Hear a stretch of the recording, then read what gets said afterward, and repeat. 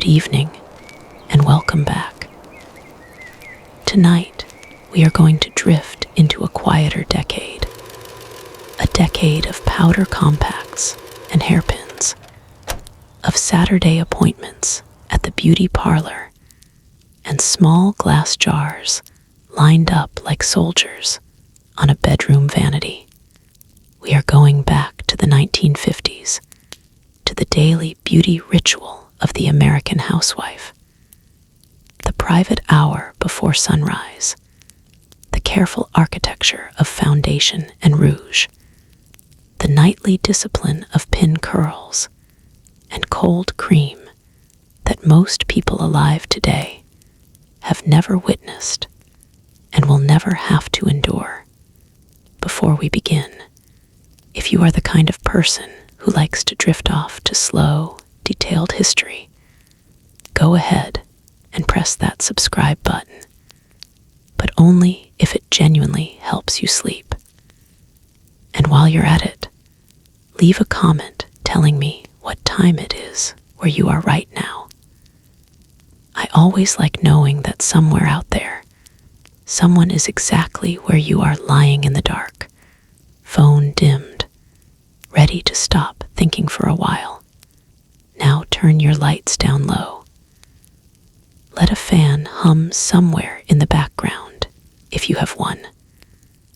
Pull your blanket up around your shoulders and settle in, because we are not going anywhere for the next several hours.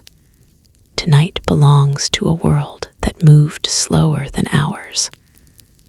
A world where beauty was not a 5-minute swipe of product before running out the door, but a lifelong apprenticeship, taught mother to daughter, generation after generation, at a lamplit mirror before the rest of the house had even opened its eyes.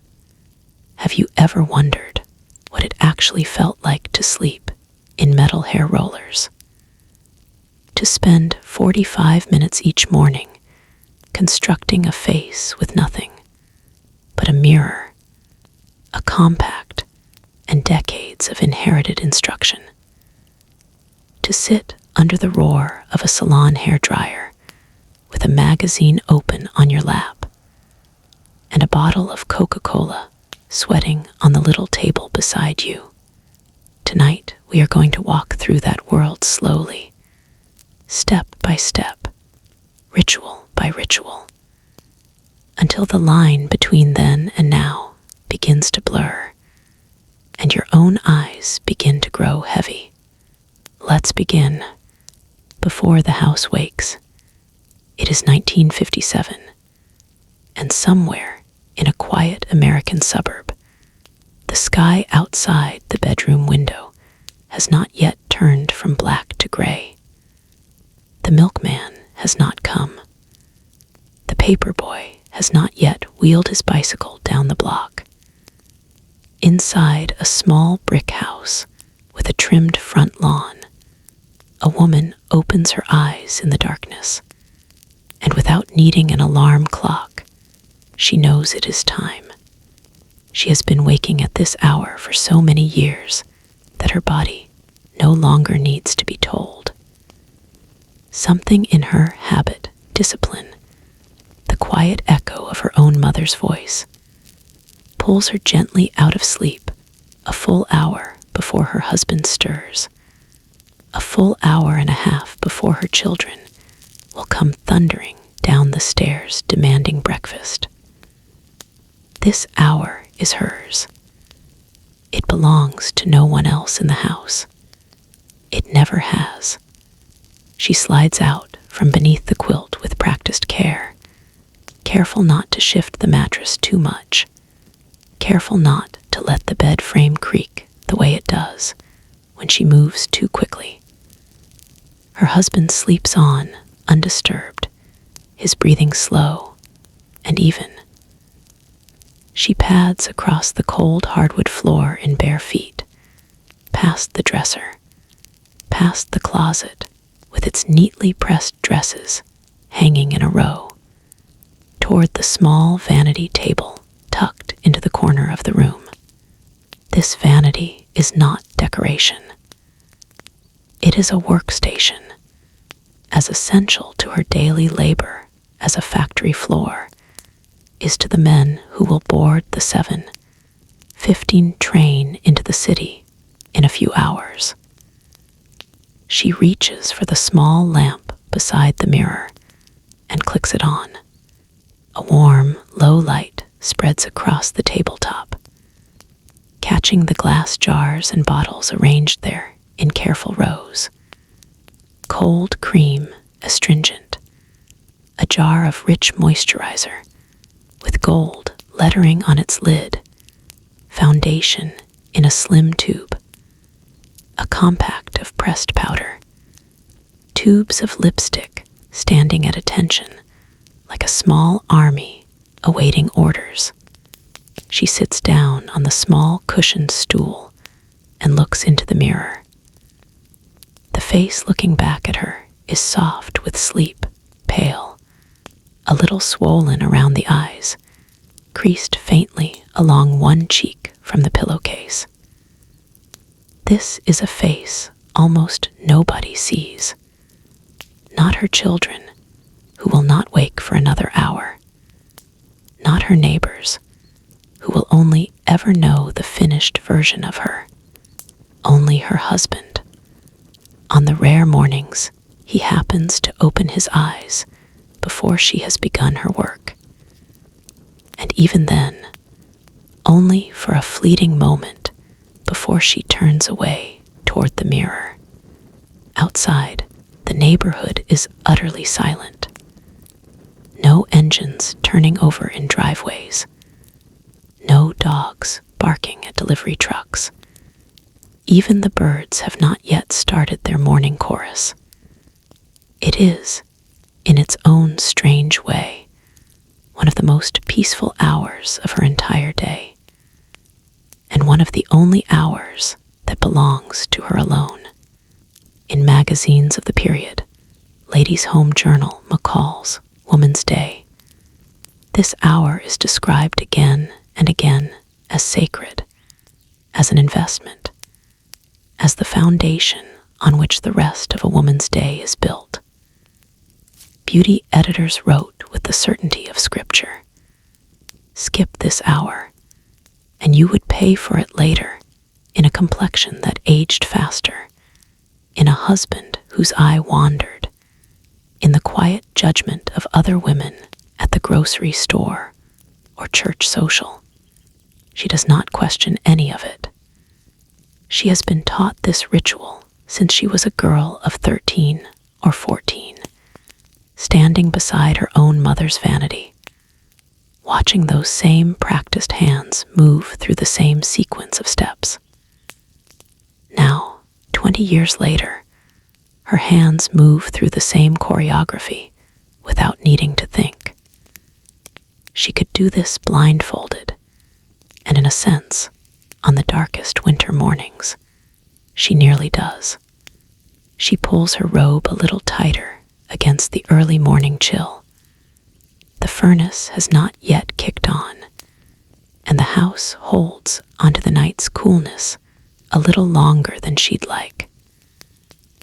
Then she reaches for the first jar, the cleansing ritual.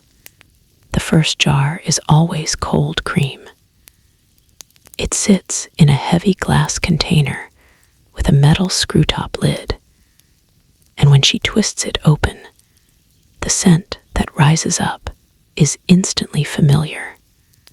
Something faintly floral, something faintly clinical, the unmistakable smell of 100 bathroom cabinets across 100,000 American homes. She dips 2 fingers into the thick white cream and begins working it into her skin, starting at her forehead and moving outward in slow, circular motions. The cream is cool against her fingertips at first, then warms slightly as she massages it into her cheeks, her temples, the delicate skin beneath her eyes. It has a strange, almost medicinal texture, thick as butter left out on a summer counter. Yet somehow it glides. This is not a step she would ever consider skipping. Her mother used cold cream. Her grandmother, she is told, used a homemade version of much the same thing, rendered from beeswax and rosewater on a farmhouse stove.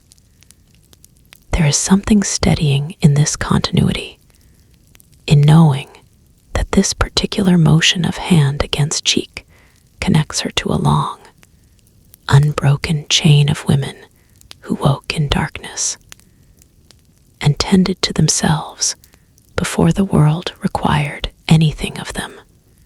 The beauty columns of the era insisted that cold cream did more than simply clean. It was described as the necessary first layer, the soil in which the rest of the day's beauty would be planted. Skip it, the magazines warned, and a woman's skin would grow dry, rough, prone to premature lines. Use harsh bar soap instead, and she would strip away the natural oils her skin needed to stay soft and youthful. She has seen the results in older women at church, skin gone leathery and lined from a lifetime of careless washing. And she has quietly promised herself she will not end up the same way. She works the cream down over her jaw and onto her neck as well, because every article she has ever read insists that necks betray a woman's age long before her face does. A pretty face atop a creased, neglected neck is, according to more than one beauty columnist, a kind of quiet tragedy proof that a woman has let her guard down in exactly the place people are most likely to notice.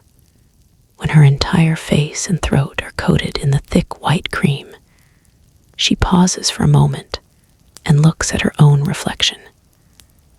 She looks strange like this, pale, waxen, almost unrecognizable, like a photograph of herself that has been left out in the rain. It is a small, private joke she has never told anyone, that for about 90 seconds every morning, she resembles something closer to a ghost than a housewife.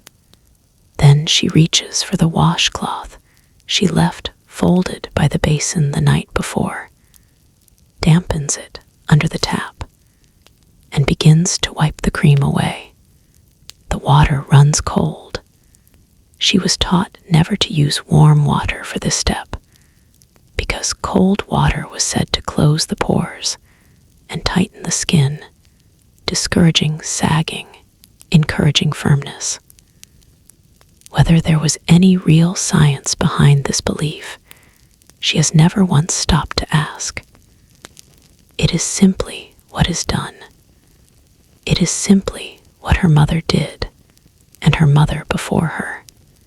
She splashes her face 2 or 3 times more, watching the water swirl down the porcelain drain, feeling the sharp little jolt of cold against her skin that pulls her the rest of the way out of sleep.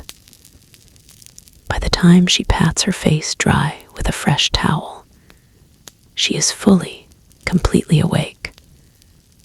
Awake in the particular way that only cold water at 5 in the morning can accomplish.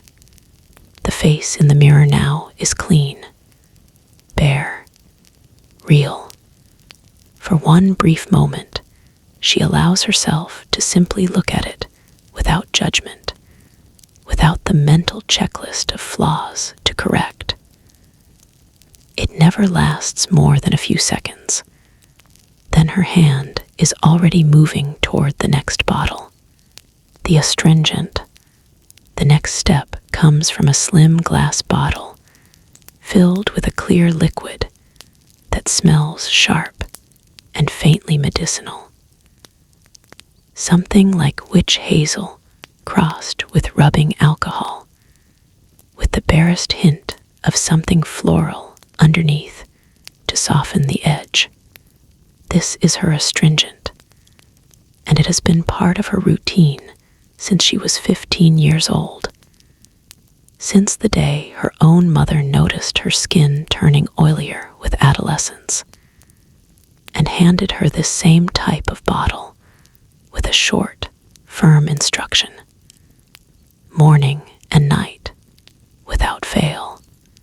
She pours a small amount onto a round cotton pad and presses it against her forehead, her cheeks, the sides of her nose, working carefully and methodically across every inch of her face. The sensation is immediate, a cool, tightening pull that makes her skin feel smaller, cleaner, more contained. When she lifts the cotton pad away and glances at it under the lamp, it carries a faint gray smudge, proof of the dust, and oil her skin gathered overnight, evidence that this extra step was, in fact, necessary. There is a quiet satisfaction in that little gray smudge. It tells her she is doing this correctly. It tells her she is not the kind of woman who lets things slide. She uses a second cotton pad to catch anything she might have missed, working carefully around her nose and hairline, then folds both pads and drops them into the small wastebasket tucked beneath her vanity. Her skin now feels tight, almost uncomfortably so, but she knows this sensation is temporary. It will ease the moment she reaches for the next jar. The moisturizer.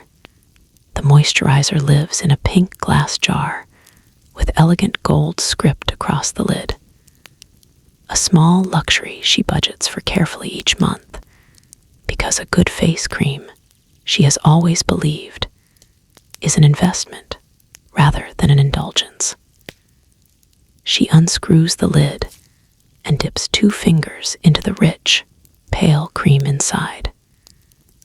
It smells faintly of gardenias and something powdery, something that reminds her every single morning of her own grandmother's dressing table. She works the cream into her skin with slow, upward strokes, never downward, never in a direction that might, over years and years, encourage her skin to sag. This is another rule handed down through the beauty columns. Always massage upward. Always fight gravity rather than assist it. She presses gently beneath her eyes, along her jaw, across her forehead, taking her time, because this step, more than almost any other, feels less like a chore and more like a small kindness she is allowed to give herself before the day's real demands begin. She works the cream down over her throat as well, tilting her chin upward slightly to reach every inch of skin. Her own mother, she recalls, never bothered moisturizing her neck in her younger years, and now, well into her 50s, she carries the consequences. Skin gone loose and creased in a way her face, for all its other faults, never quite matched. She has promised herself she will not repeat that particular oversight. When the cream has fully absorbed into her skin, she touches her cheek lightly with one fingertip and feels the difference. Softer now, smoother, ready. The canvas, as the magazines like to call it, is primed. The real work is about to begin. Foundation in 1957 is nothing like the thin, breathable liquids that will appear on drugstore shelves decades from now. What she reaches for is thick, opaque, almost the texture of a very soft paste, and applying it correctly requires patience and a steady hand. She dabs small dots of foundation across her forehead, her cheeks, the bridge of her nose, her chin, then begins blending outward with her fingertips in slow, even strokes. This is the part of the routine that separates a woman who understands the craft from one who does not. Because foundation applied carelessly leaves behind a telltale line along the jaw, a visible seam between the transformed face above and the untouched throat below. Nothing marks a woman as an amateur faster than a visible foundation line. She blends carefully around her nose, where a scattering of small broken capillaries threatens to peek through if she is not thorough. She blends beneath her eyes, smoothing over the faint shadows that reveal just how early she truly wakes each morning. She works the foundation down over her jaw and blends it seamlessly into her throat, checking and rechecking in the mirror until there is no visible line at all, until her face and neck appear to be a single, uniform, flawless expanse of skin. The magazines of the era were careful to warn against overdoing this step. A woman who wore too much foundation risked looking painted, a word loaded with quiet judgment about a woman's character and respectability. The goal was never to look as though one were wearing makeup at all. The goal was to look as though this smooth, even, poreless complexion were simply the natural gift she happened to be born with. When she finishes, she steps back slightly and studies her reflection. The small imperfections that bothered her only minutes ago, a faint scar near her hairline from a childhood accident, the beginnings of a few freckles across her nose, the general unevenness of an ordinary human face, have all but vanished beneath the careful, patient work of her fingertips. She looks, for lack of a better word, finished, polished, ready for the next layer. Setting the powder, she reaches for a small compact, a gift from her husband on their first wedding anniversary, silver-plated, her initials engraved neatly along the lid. Inside sits a disc of pressed powder, pale and fine as flour. She opens the compact with a soft, satisfying click, dips the velvet puff inside, taps away the excess, and begins pressing it gently across her freshly applied foundation. The powder does exactly what it is meant to do. It sets the foundation in place, eliminates the slight sheen left behind by the moisturizer beneath, and leaves her complexion looking dry, smooth, and matte. She pays particular attention to the center of her face, her forehead, and the bridge of her nose, where oil tends to surface first and most visibly as the day wears on. A shiny nose by mid-afternoon, more than one beauty columnist has warned, is the unmistakable mark of a woman who has stopped paying attention to herself. She presses the puff into every small contour of her face, working carefully around her eyes, along her jaw, down onto her throat, making certain no patch is left untouched, no area vulnerable to a stray gleam of shine that might undo the last 20 minutes of careful work. When she is satisfied, she sweeps a large, soft brush across her entire face to blend away any excess, to erase any trace of a visible line or a heavier patch of powder. She opens the compact's small interior mirror one final time and turns her face slowly from side to side, checking her work under the warm lamplight.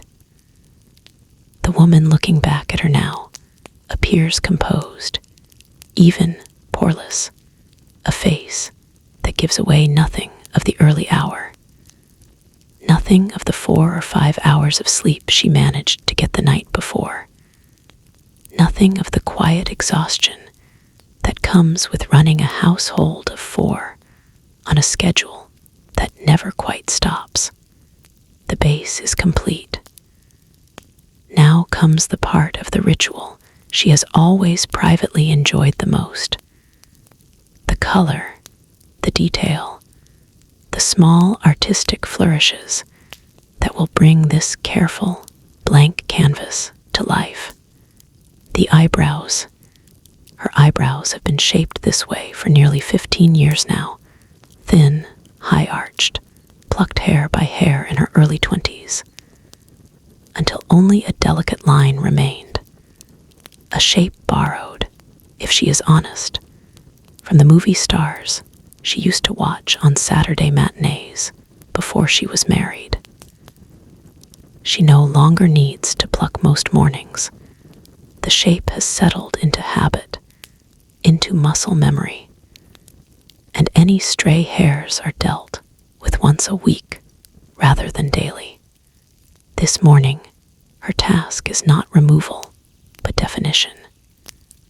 She reaches for a slim brown pencil, worn down over the years to barely the length of her index finger, and begins drawing light, feathery strokes along the natural line of each brow. She works her left eyebrow first, always the left, a small superstition she has never bothered to examine. Then moves to the right, comparing the two constantly in the mirror to make sure they read as a matching pair rather than distant cousins. Her left arch, she has long since noticed, sits very slightly higher than her right, an asymmetry so small that no one but she would ever notice it. She corrects it anyway, building up the pencil strokes on the lower side until the two brows appear identical, until they lift her whole face in exactly the same measure on both sides. The shade she uses is a touch darker than her own natural hair color, following a rule she read years ago in a beauty column and has never once questioned. Eyebrows, the columnist insisted, should always sit a shade darker than the hair on one's head in order to properly frame the face. It occasionally strikes her as more dramatic than she might otherwise choose, but drama was never really the point. Polish was the point. A face that looked cared for, attended to, complete. When both brows are drawn, she runs her fingertip lightly across each one, softening the pencil lines so they read less like ink on skin and more like naturally full, naturally groomed hair. A small angled brush finishes the job, combing every strand into place, blending the pencil into the roots until the whole effect looks less like something applied and more like something she was simply born with. Eyeshadow. The eyeshadow she reaches for is a soft, neutral taupe, pressed into a small compact that serves her equally well for a Tuesday morning at home or a Saturday evening out with her husband. She dips a small brush into the powder and sweeps it across her eyelid, blending upward toward the brow bone in a gentle gradient that adds shape and depth without announcing itself too loudly. 1950s eyeshadow is not the bold, saturated color that later decades will embrace.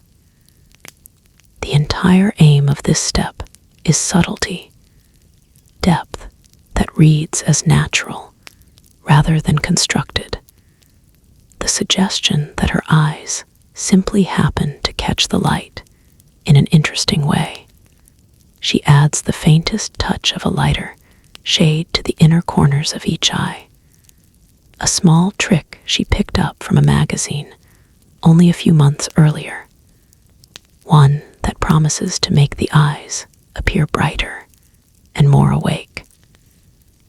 She was skeptical at first, but she has since come to appreciate the subtle lift it gives her whole face, the way that single dab of light seems to catch the lamp glow and scatter it gently across her features. She blends everything with slow, careful, circular motions, checking her progress in the mirror again and again, building the color gradually rather than all at once, because too much shadow applied in a hurry tends to look heavy, muddy, and worse than either, aging. Eyeliner. The eyeliner pencil requires her full, undivided attention. She warms the tip slightly between her fingers to soften it, then leans in close enough to the mirror that her breath fogs the glass ever so slightly. Starting at the inner corner of her right eye, she draws a thin, deliberate line along her upper lash line, following its natural curve, thickening it gradually as she moves outward. At the outer corner, the line lifts into a small, deliberate wing, a flick that angles upward and outward, giving her whole eye a lifted, wide-awake quality that has been fashionable for several years now, and that she has practiced with varying success, more mornings than she can count. She repeats the entire process on her left eye, checking constantly in the mirror to be sure the two wings match. The same angle, the same length, the same sharp, clean point. Her elbow rests against the vanity for stability, steadying her hand against any tremor that might send the line skidding off course. The first attempt at her second wing comes out slightly too short. She lengthens it carefully, only to find it now reads a touch too thick. A cotton swab dipped in a little cold cream corrects the error, wiping the line back to bare skin so she can begin again. The second attempt is close enough to perfect that only she, staring at her own reflection with the critical eye of 20 years' practice, would ever notice the tiny discrepancy between the two sides. She leans back and studies the finished result. Both eyes now carry definition, shape, a kind of quiet drama that draws attention upward toward her gaze, away from any feature she might rather people not scrutinize too closely. Mascara. The mascara she uses comes not in the smooth liquid tube that later decades will take for granted, but in a small rectangular cake of pressed black pigment that must first be wetted with a drop or two of water before it can be used at all. She adds the water, works her small, stiff-bristled brush into the cake until it forms a thick black paste, and leans in toward the mirror once more. She works methodically along her upper lashes first, wiggling the brush gently at the root before sweeping upward toward the tips, coating each lash individually, separating them from their neighbors as she goes. Between coats, she runs a small metal comb through her lashes to break up any clumping, to keep each lash distinct rather than allowing them to stick together into an unattractive, spiky mass. She builds the color in careful layers, one coat, a moment to let it set, then a second, then occasionally a third, until her lashes red as dramatically full and dark, without tipping over into anything that might look artificial or overdone. Her lower lashes receive a lighter touch. Too much mascara underneath tends to pull the eye downward and undercut all the careful lifting work of her eyeliner and shadow. When she finishes, she blinks slowly, checking that her lashes move freely, that nothing has stuck together, that the whole effect reads as naturally long and full rather than laboriously constructed. It does. She snaps the small case shut and sets it aside, her eyes now fully complete, lined, shadowed, lengthened, ready to do their share of the day's quiet work. Rouge, more than almost any other product on her vanity, requires restraint. Too much, and a woman risks looking theatrical, a word that, in the language of the era's beauty columns, carries the same faint whiff of disrepute as painted or cheap. She opens a small compact of pressed powder in a soft coral shade, swirls a full, soft brush across its surface, and smiles at herself in the mirror to locate the natural apples of her cheeks.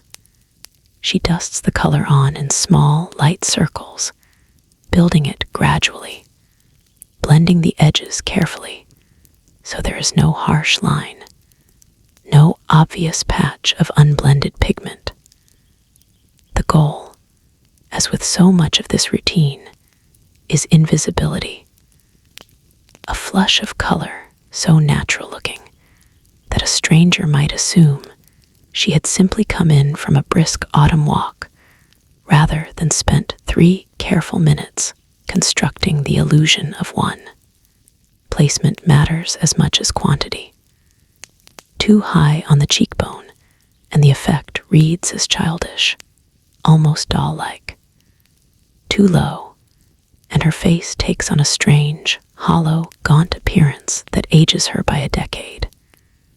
She has learned, through years of small trial and error, exactly where the color belongs, the rounded part of the cheek that lifts naturally when she smiles, the place where a genuine blush would rise on its own if she had just laughed at something funny or climbed a flight of stairs too quickly. Before closing the compact, she draws the same brush, now nearly spent of color, lightly across the bridge of her nose, a final touch borrowed from a magazine years ago that leaves behind the faintest suggestion of sun on her skin. She blends everything one last time with a clean, fluffy brush, softening every edge until the rouge appears to rise naturally from beneath her skin rather than sitting on top of it. Lipstick of every step in her morning ritual.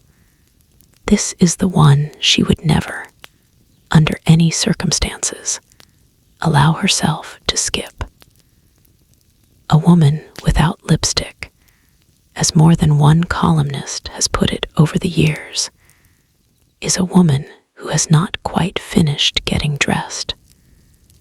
No matter how carefully everything else has been arranged.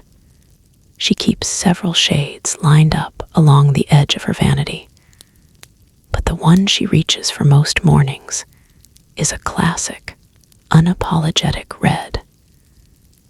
She twists the tube until the color rises to its full height, leans toward the mirror, and begins at the center of her upper lip, following its natural curve before filling in the rest with smooth, confident strokes.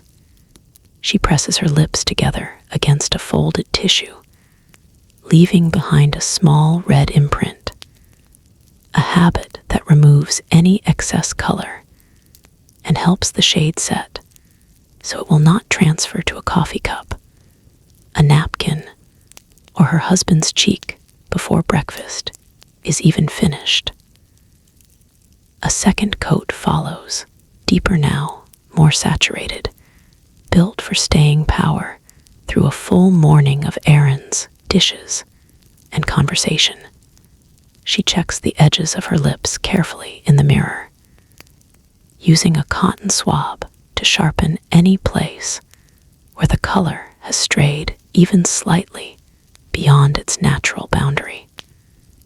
Because a smudged or bleeding lip line, more than almost any other beauty mistake, reads immediately as careless.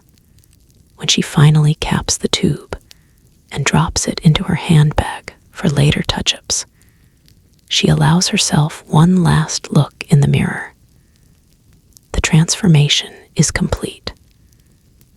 The tired, pale, sleep-creased face that greeted her an hour ago in the lamplight has been replaced by something else entirely. Polished, composed, ready to meet whatever the day happens to bring. She rises from the small cushioned stool, smooths the front of her robe, and glances toward the window, where the sky outside has finally, quietly, begun to turn from black to gray. Somewhere down the hall, she can just make out the first small stirrings of her husband beginning to wake. Her private hour is nearly over, but her face, at least, is ready for whatever comes next. Setting the hair at night, every single night, without exception, she sets her hair in rollers. This is not a special occasion habit, not something reserved for the night before church or a dinner party.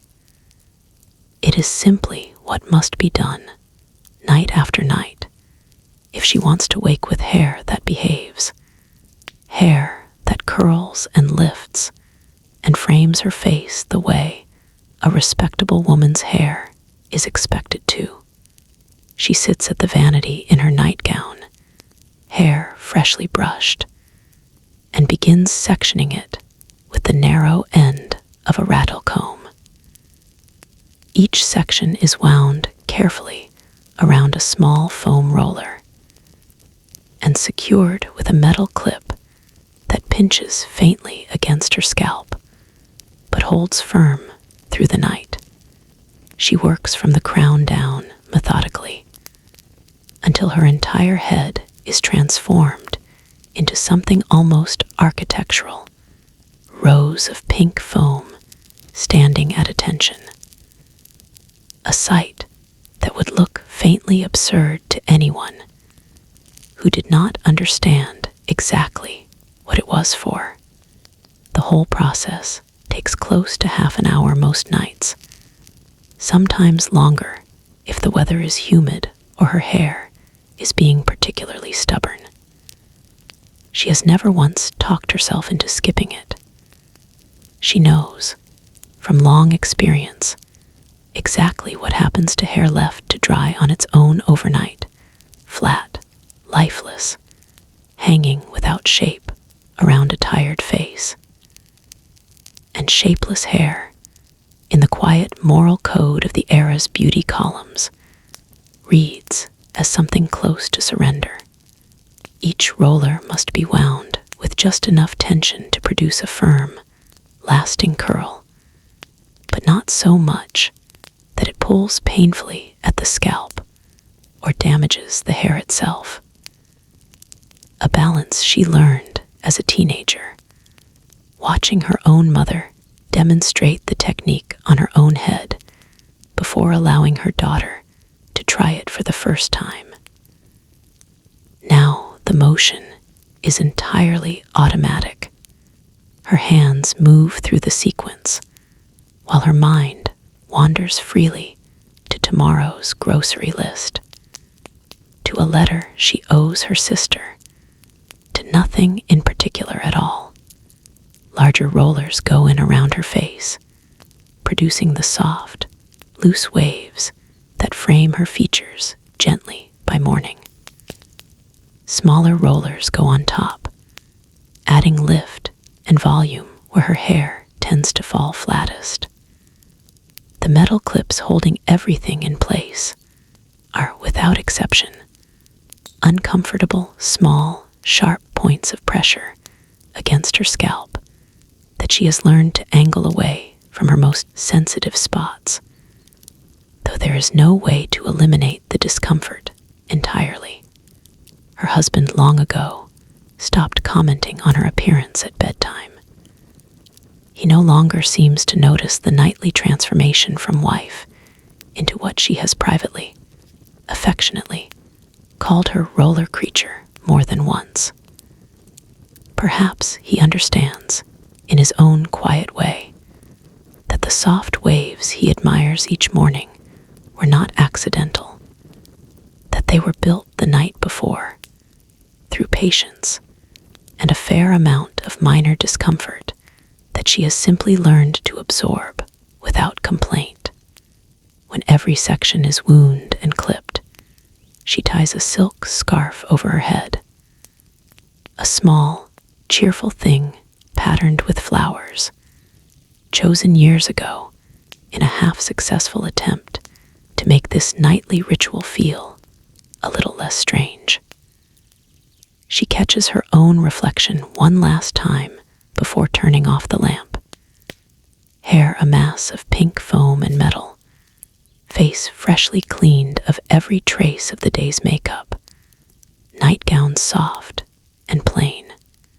She looks nothing at all like the woman who will emerge from this same mirror in roughly 7 hours.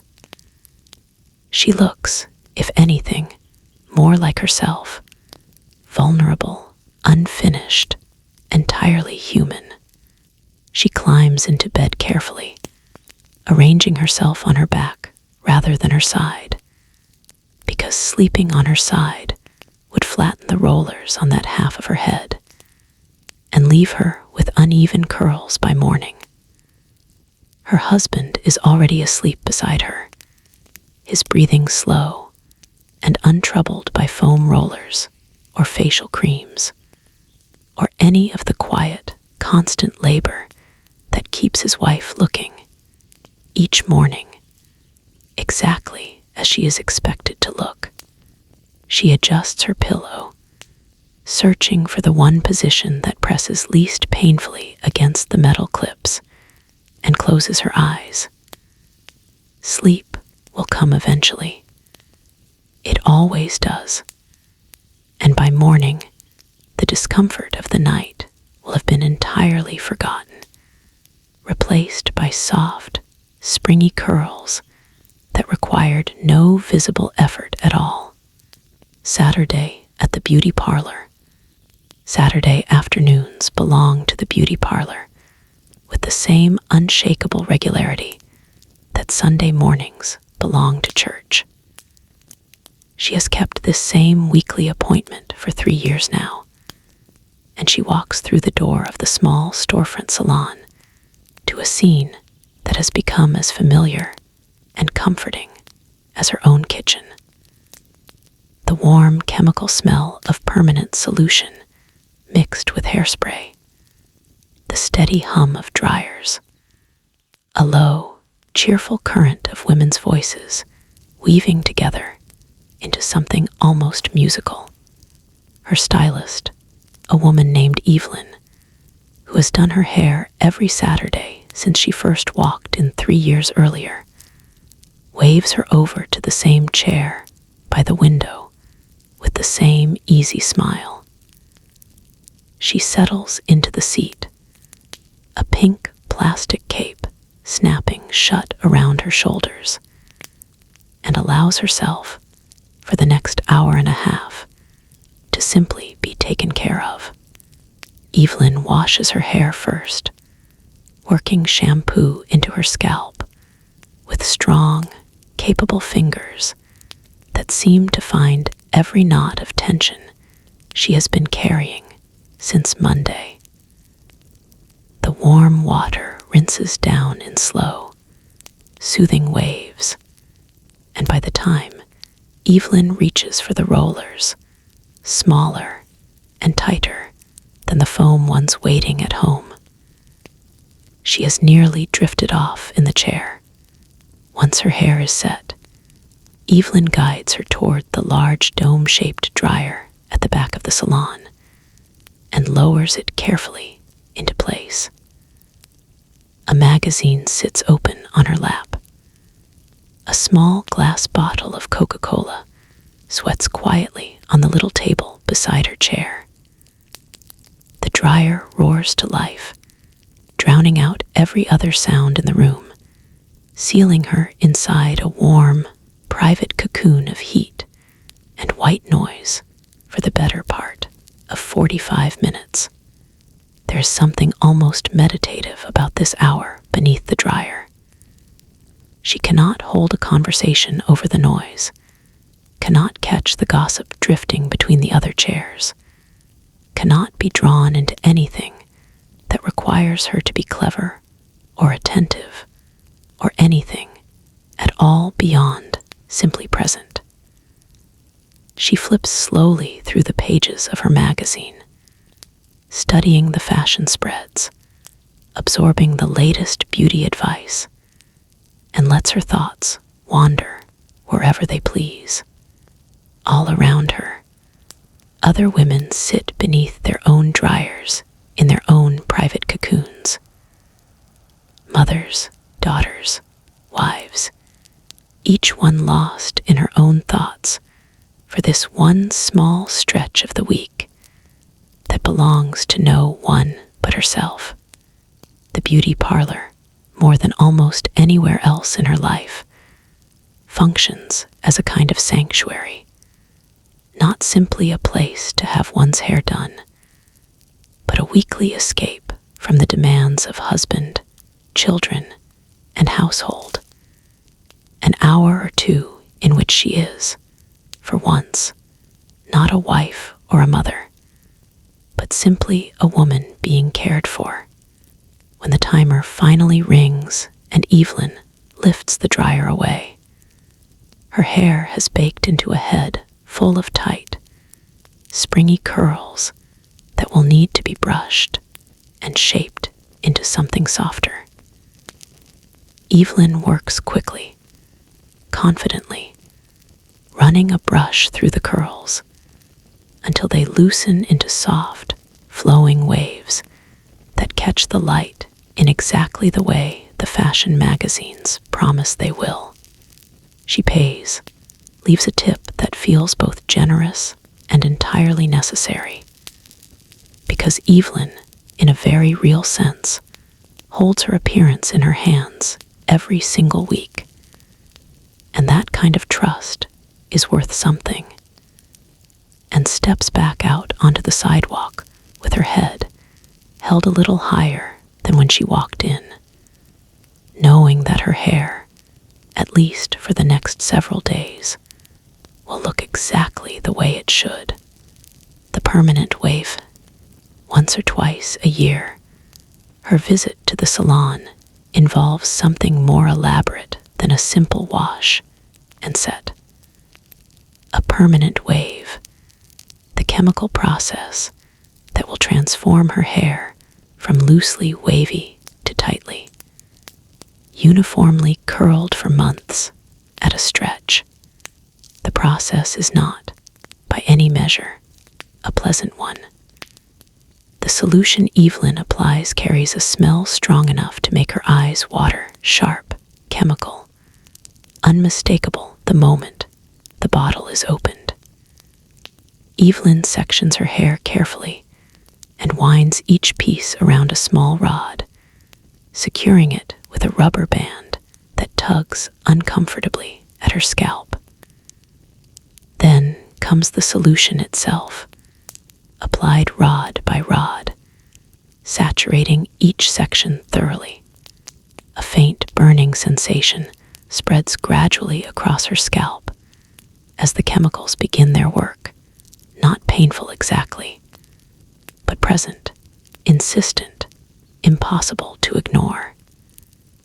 Evelyn assures her, as she has every time before, that this is entirely normal, that the solution is simply breaking down and rebuilding the internal structure of each strand of hair, and that a little discomfort now is simply the price of curls that will hold their shape for months.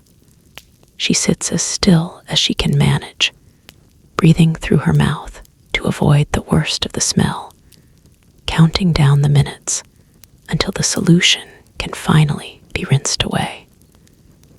When the timer sounds, Evelyn hurries her to the sink, where cool water washes away the burning sensation, along with the chemical solution itself, replaced almost immediately by a neutralizing rinse that locks the new curl pattern permanently into place. There is another long stretch of waiting while the neutralizer does its work. And then, at last, Evelyn begins carefully unwinding each rod. What emerges is not yet the soft, flowing style she came in hopping for. The curls at this stage are tight, almost aggressively spiraled. Nothing at all like the gentle waves pictured in the magazine she flipped through only an hour earlier. But Evelyn is not finished. She combs through the tight curls patiently, loosening them section by section, applying a light setting lotion, and finally rolling what remains onto large rollers for one last pass beneath the dryer. When the rollers finally come out, and Evelyn brushes the whole style into its finished shape, the result, at last, is worth every uncomfortable minute that preceded it. Full, bouncy, effortlessly curled hair that will require far less nightly maintenance over the coming weeks, and that will, gradually, relax over several months until it is time to return and begin the entire process again. She leaves the salon each time a little exhausted, her scalp still faintly tender, the chemical smell still clinging stubbornly to her hair despite Evelyn's thorough rinsing. But she leaves transformed, too, hair full and bouncing in a way that requires, for now at least, no apology and no explanation, only the quiet, private satisfaction of knowing the work has been done properly. The weekly manicure. Her nails are never allowed to sit chipped or bare for long. Once a week, usually on a quiet weekday afternoon, while the children nap or play in the yard, she spreads a clean towel across the kitchen table and performs her own manicure with the same careful attention she brings to everything else. She files each nail to the same short, neatly rounded shape, long enough to show a clean white edge, short enough that it never interferes with dishes, laundry, or any of the dozen small tasks that fill her afternoon. Nails filed too long, she has read more than once, look impractical on a housewife, almost affected, as though she is pretending to a life of leisure she does not actually lead. Nails left too short and bare, on the other hand, read as neglect, even carelessness. She soaks her fingertips briefly in a small bowl of warm water to soften her cuticles, then uses a slim wooden stick to push them back gently, revealing a touch more of the nail bed and creating the illusion of longer, more elegant fingers.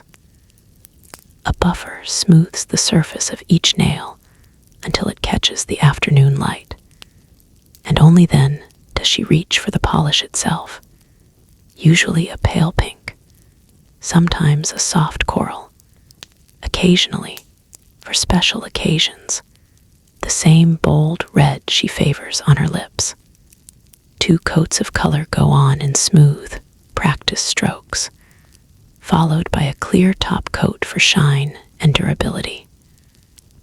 Then comes the hardest part of the entire ritual. 20 long minutes of sitting, perfectly still, hands spread carefully on the towel, unable to do anything remotely productive while the polish sets. It is, in its own small way, one of the only moments in her entire week when she is given official permission to simply do nothing at all. The girdle and stockings. Before she can get dressed each morning, she must first wrestle her way into a girdle, a stiff, elastic undergarment designed to smooth and compress her figure into the neat, controlled silhouette that current fashion demands. It is not, by any stretch, comfortable. It pulls tight across her stomach and hips, restricts how deeply she can breathe, and leaves faint red marks along her waist by the time she finally removes it each night. She steps into it, pulls it up inch by inch over her hips, tugging and adjusting until everything sits properly, until every soft curve of her natural body has been quietly compressed and contained. This, she has been taught since her earliest years of adulthood, is simply the invisible architecture required to make any dress hang correctly, to create the smooth, unbroken silhouette that current fashion and current expectation demands of a respectable woman. Once the girdle is in place, she sits on the edge of the bed to attach her stockings to its 4 dangling garter clips, 2 in front, 2 behind. Each stocking must be smoothed carefully up her leg, the seam kept perfectly straight along the back of her calf, before the small metal clip catches the fabric and holds it taut. It is a fussy, exacting process, one that requires checking and rechecking in the mirror to be certain both seams run in identical straight lines. Stockings themselves are a small daily anxiety all their own, expensive, delicate, prone to sudden runs, that can ruin an entire pair in a single careless moment against a rough chair or a splinter of wood. She handles each pair the way one might handle something breakable, checking them for flaws before she ever puts them on, moving carefully throughout the day to avoid anything that might snag the fine nylon. By the time she is fully dressed, girdle, stockings, slip, and finally her dress arranged neatly over the top of it all, she has spent the better part of 20 additional minutes simply constructing the foundation that no one but her husband will ever actually see. But it is a foundation she considers every bit as essential as the makeup on her face. Without it, she has been taught to believe, nothing else about her appearance would sit quite right. Perfume, the final touch, the very last step of her morning ritual, is also the only one that cannot be seen at all.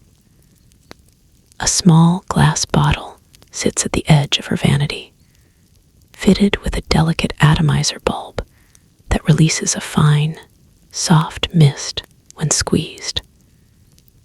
The scent inside, floral, faintly powdery, chosen for her years ago by her husband as a birthday gift, has become so completely associated with her that she can no longer entirely separate the smell from her own sense of herself.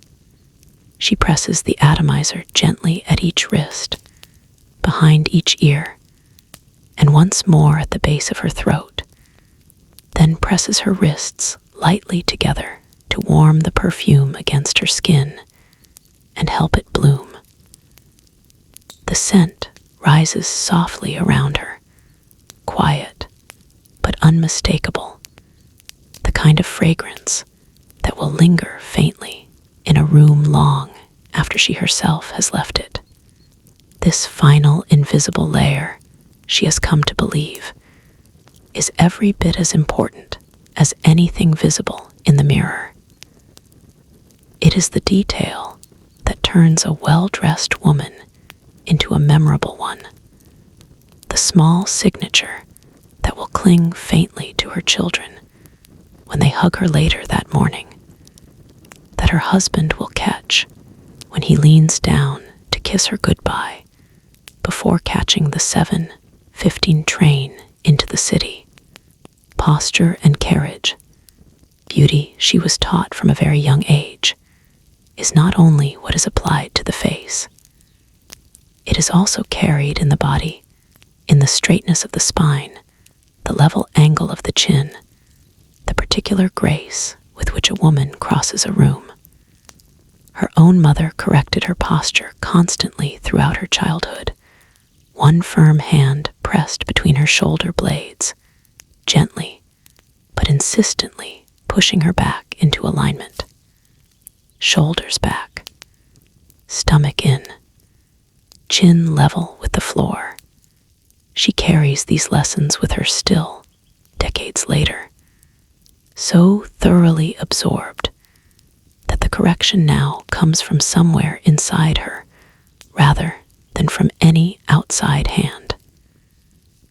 When she sits, her knees stay pressed neatly together, her ankles crossed to one side, her back barely resting against the chair behind her.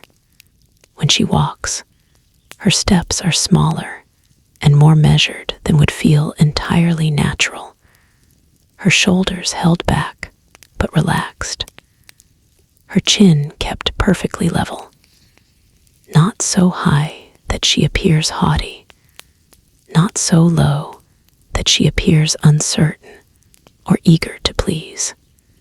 By the middle of most afternoons, the effort of maintaining this constant, careful posture has left a faint, familiar ache along her spine and across her shoulders.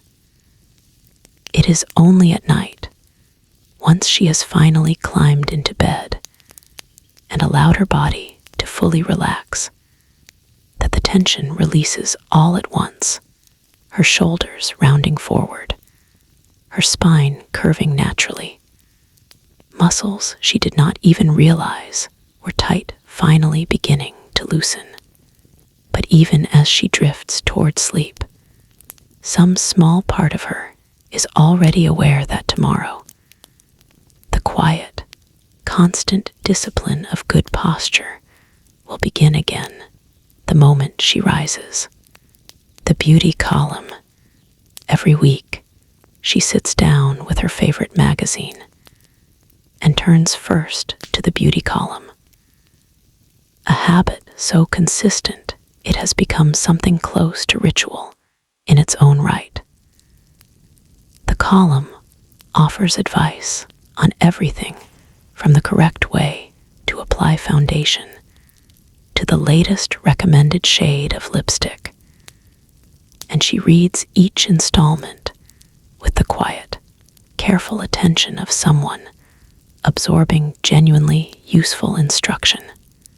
Over the years, she has clipped dozens of these columns and stored them in a folder tucked into her vanity drawer, organized loosely by topic: hair, skin, makeup, figure. She returns to this folder often, rereading advice she has read a dozen times before, finding a strange comfort in its familiar, repeated reassurances that beauty is something achievable, provided a woman is willing to work hard enough and pay close enough attention. The column also functions, in its own way, as a kind of ongoing conversation. Reader letters answered with patience and detailed advice. New products introduced and recommended by name.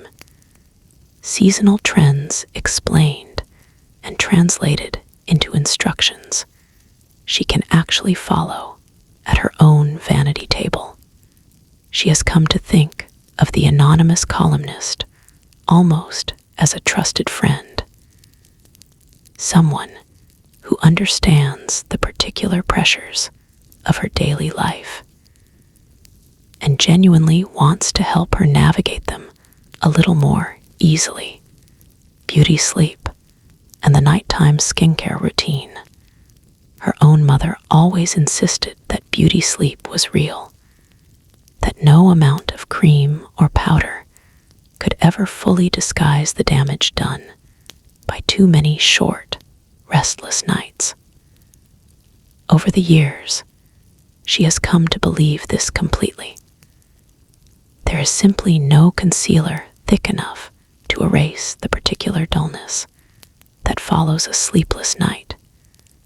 No rouge bright enough to counter the gray pallor of genuine exhaustion.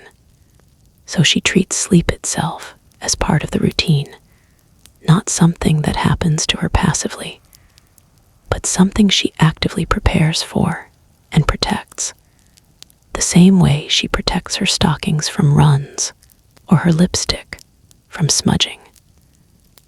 An hour before she actually intends to sleep, she begins winding the household down, dimming lamps, lowering her voice, signaling to her own body, as much as to the house around her, that the day is drawing to a close.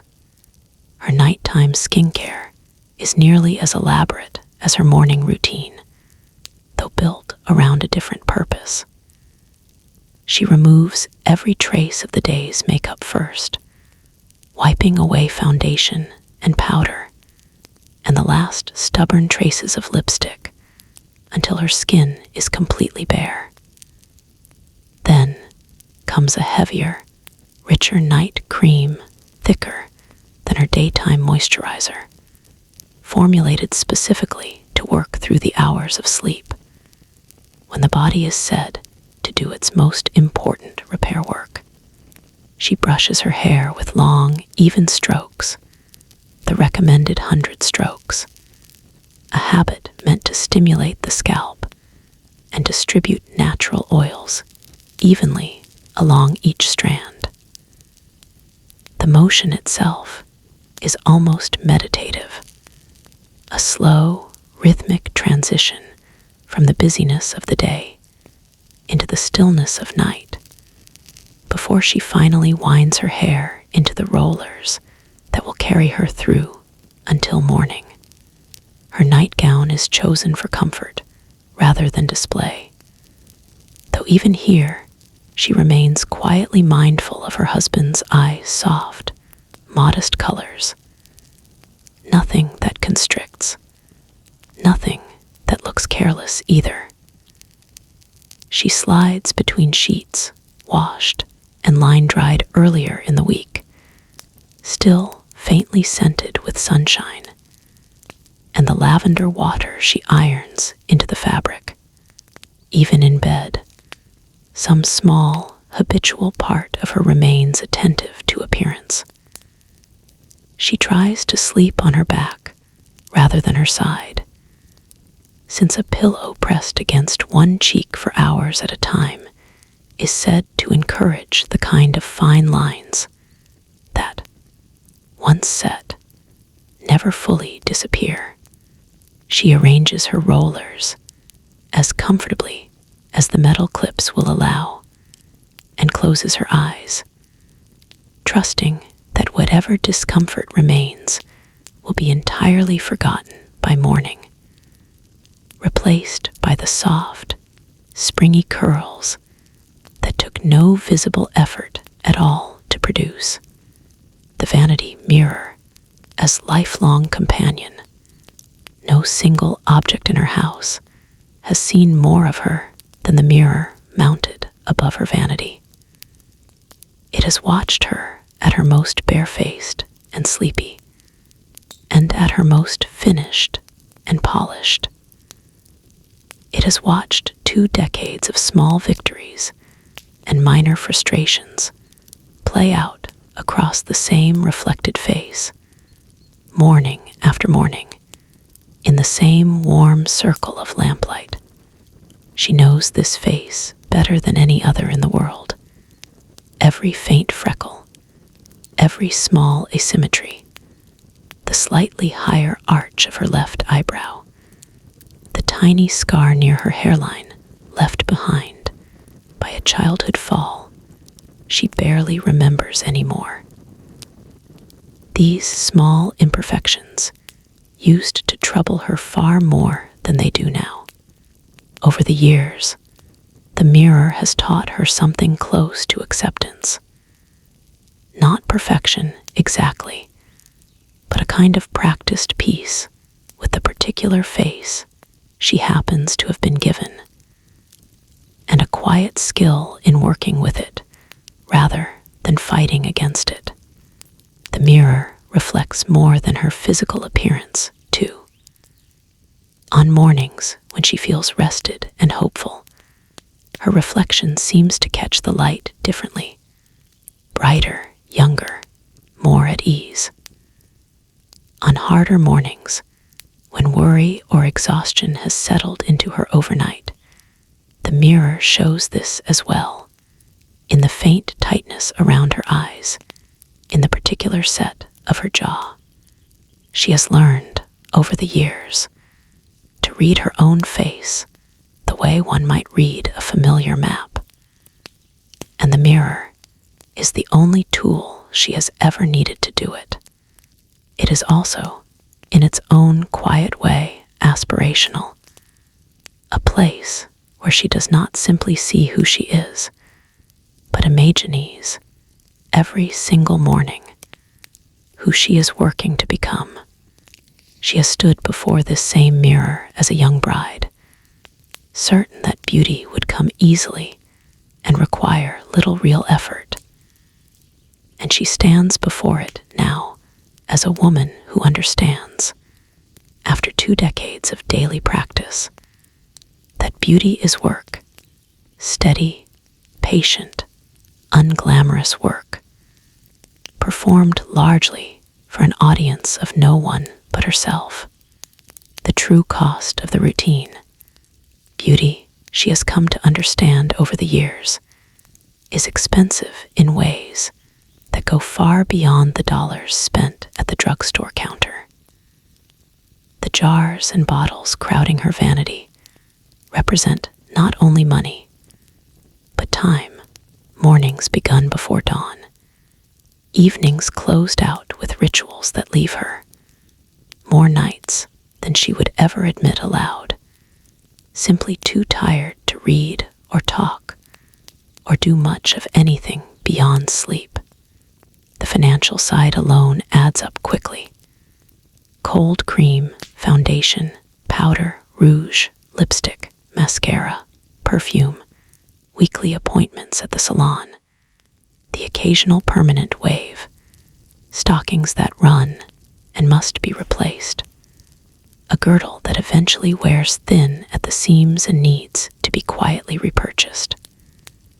Her husband, on more than one occasion, has raised an eyebrow at the household ledger, unable to fully understand why these particular expenses recur so faithfully month after month.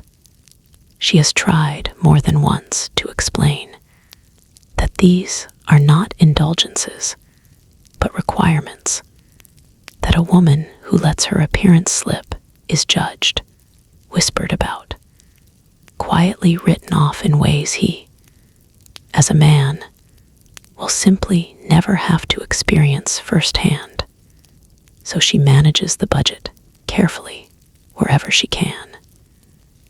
She scrapes every last trace of foundation from its tube rather than discarding it early. She files her lipsticks down to nearly nothing before finally replacing them. She dabs a bit of clear nail polish over the start of a stocking run to slow its spread by a day or two, buying herself a little more wear from an already fragile pair. She trims her own bangs, does her own manicures, and reserves the salon exclusively for the things: a proper shampoo and set, a permanent wave, that genuinely require professional hands. The emotional cost is harder to name, and harder still to discuss out loud. There is a particular low-grade anxiety that follows her through most days, a small, persistent awareness that she is being observed, evaluated, quietly measured against a standard she did not choose, but has spent 2 decades internalizing as her own.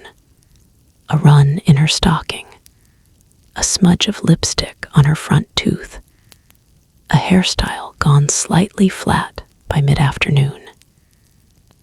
Any of these small failures carries a weight that feels, some days, disproportionate to its actual size.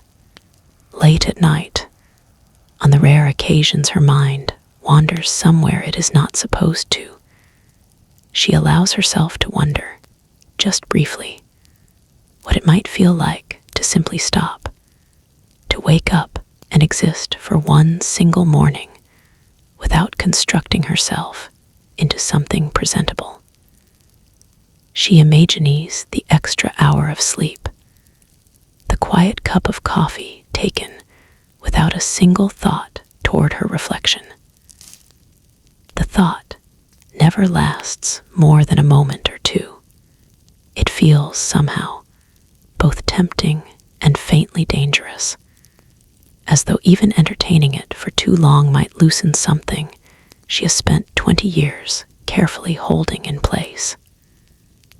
So she sets the thought aside, reaches for the cold cream, and begins again, the way she does every single morning, the way her mother did before her, the way she quietly suspects her own daughter will one day learn to do as well.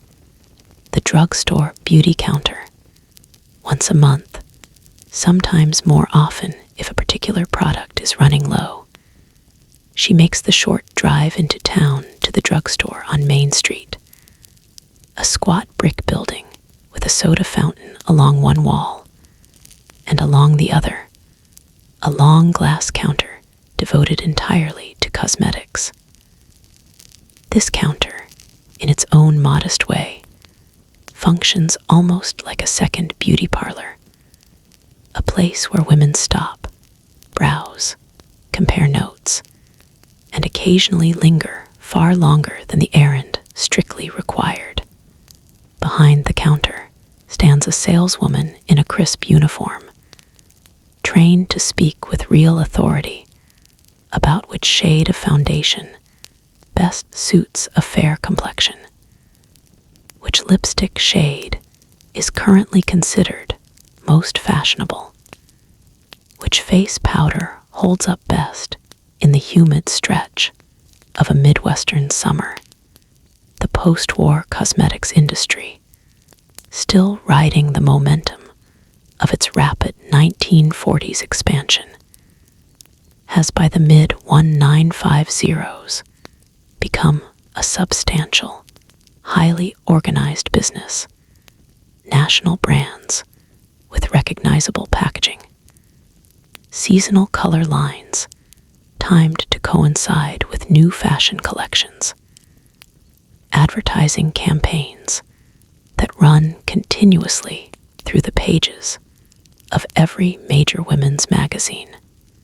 She stands at the counter for for a long while, testing a new shade of lipstick against the back of her hand, holding a compact of pressed powder up to the light streaming through the front window to judge how closely it matches her own skin tone. The saleswoman recommends a new foundation formula, one advertised as offering longer wear through the heat of summer, and she considers it carefully, weighing the cost against her monthly household budget before finally deciding to try it. There is a particular kind of pleasure in this ritual of comparison and selection, a small, socially sanctioned indulgence in a life otherwise built almost entirely around the needs of other people. For a few minutes at the drugstore counter, the products in front of her exist purely for her, chosen according to her own preferences, her own coloring, her own small vanities. It is one of the only kinds of shopping in her week that is not, in some way, for the household, for her husband, for her children, the Avon Lady. Some weeks, she does not even need to leave the house at all. A soft knock at the front door on a Tuesday afternoon announces the arrival of the Avon representative, a neighbor 2 streets over who took up the position the previous spring, in part for the modest income it provides, in part, she suspects, for much the same reason she herself enjoys her Saturday trips to the salon. A small, socially acceptable outlet beyond the walls of her own kitchen. The Avon Lady carries a compact sample case filled with tiny trial bottles of perfume, sample tubes of lipstick, small jars of face cream, and a thick, glossy catalog of everything else available to order.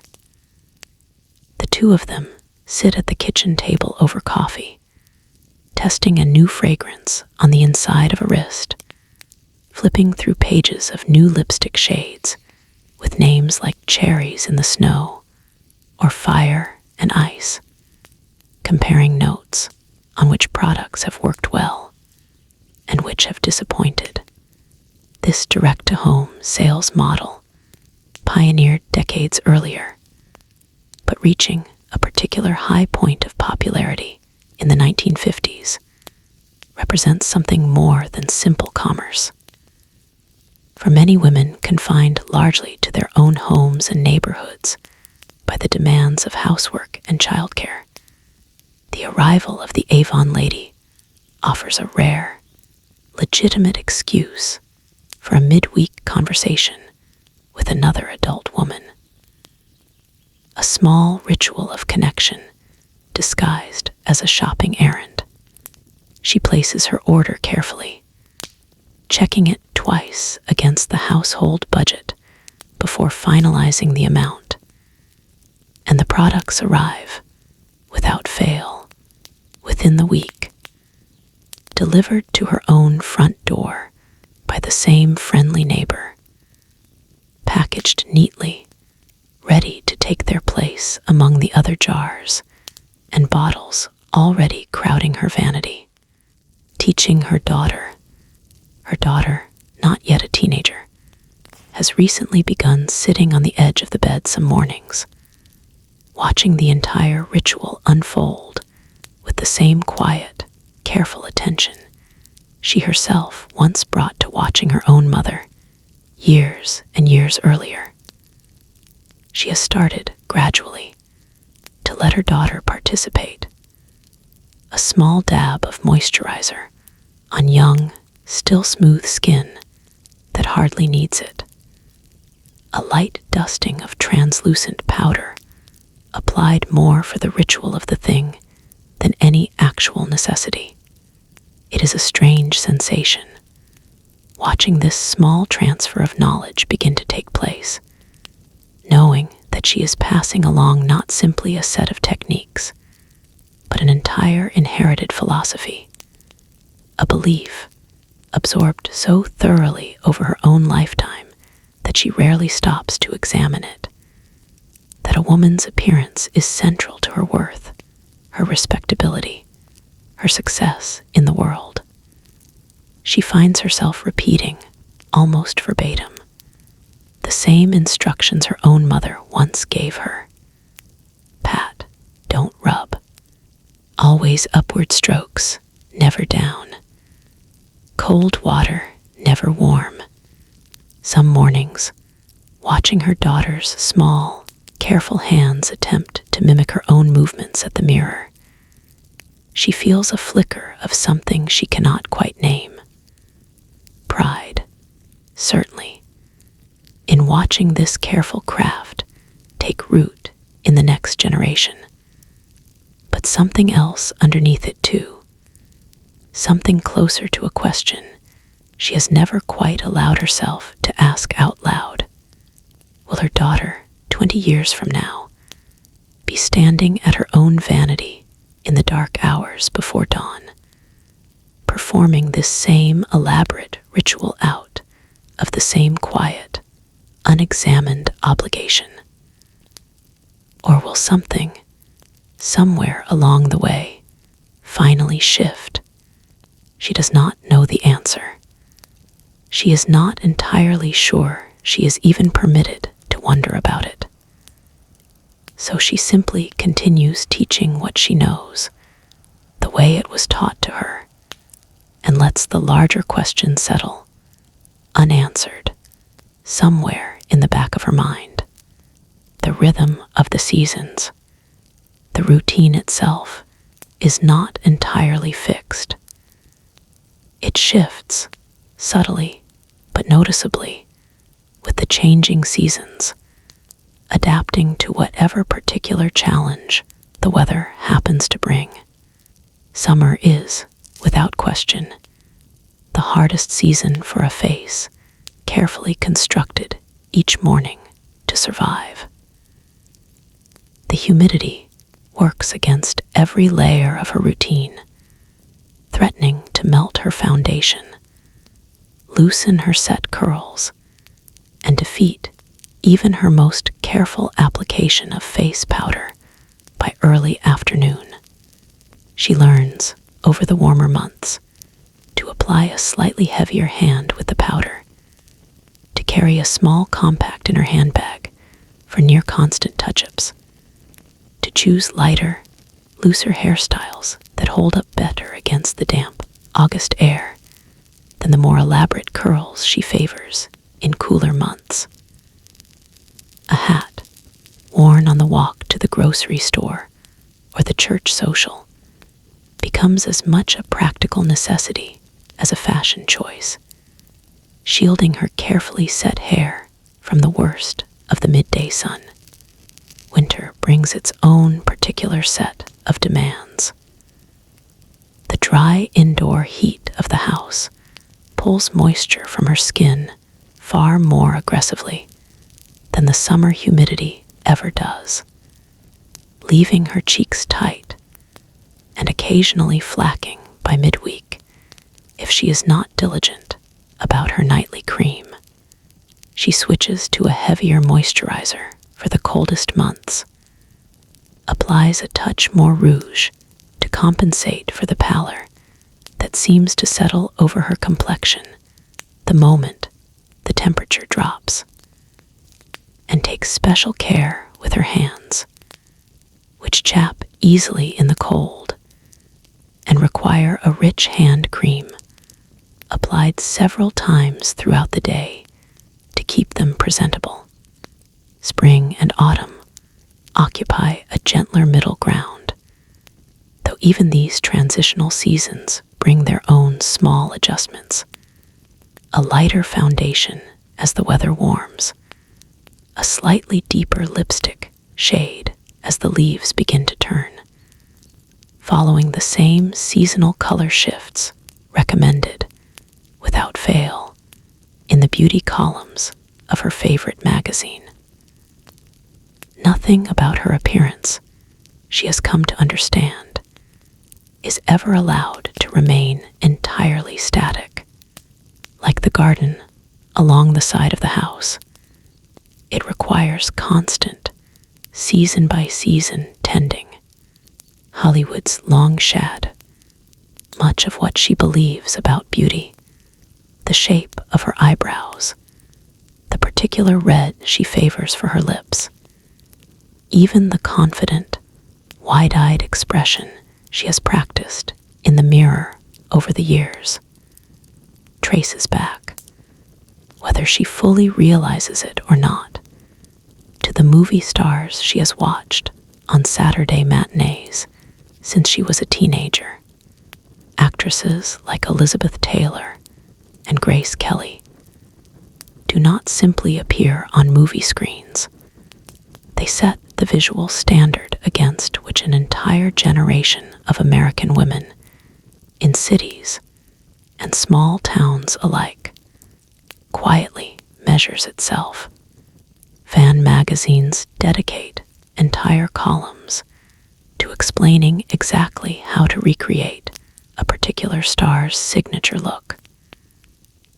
The precise angle of an eyeliner wing, the exact shade of lipstick worn in a recent film, the specific technique used to achieve a certain actress's famously glossy curls.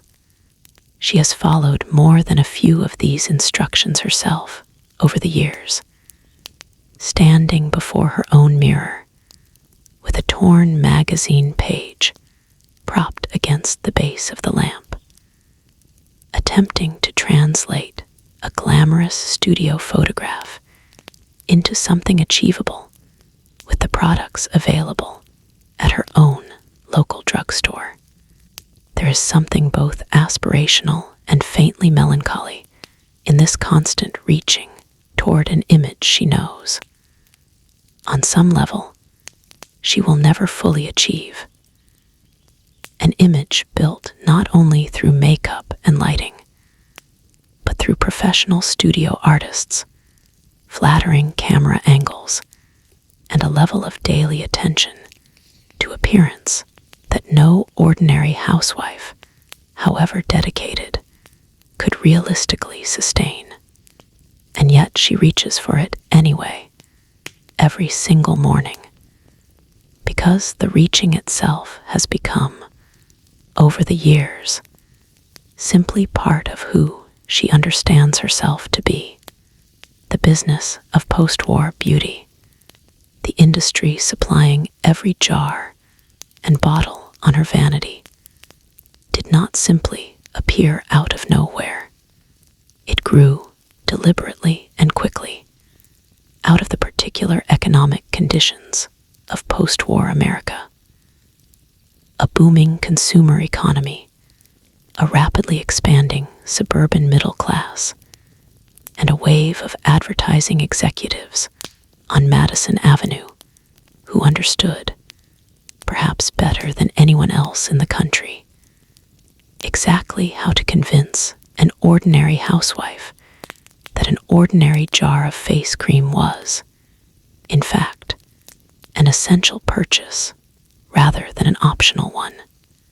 Cosmetics companies that had scaled back production during the lean years of the Second World War, when many raw materials were redirected toward the war effort, and lipstick tubes were sometimes made from cardboard rather than metal, expanded aggressively once peacetime arrived, flooding the pages of women's magazines with full-color advertisements promising younger-looking skin, more attractive husbands, and a more confident, capable version of oneself, all contained within a single small purchase.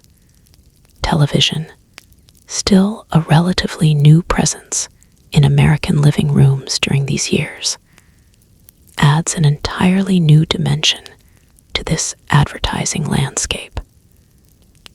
Sponsored programs featuring glamorous hosts demonstrate products directly real time in a way that print advertising alone never could.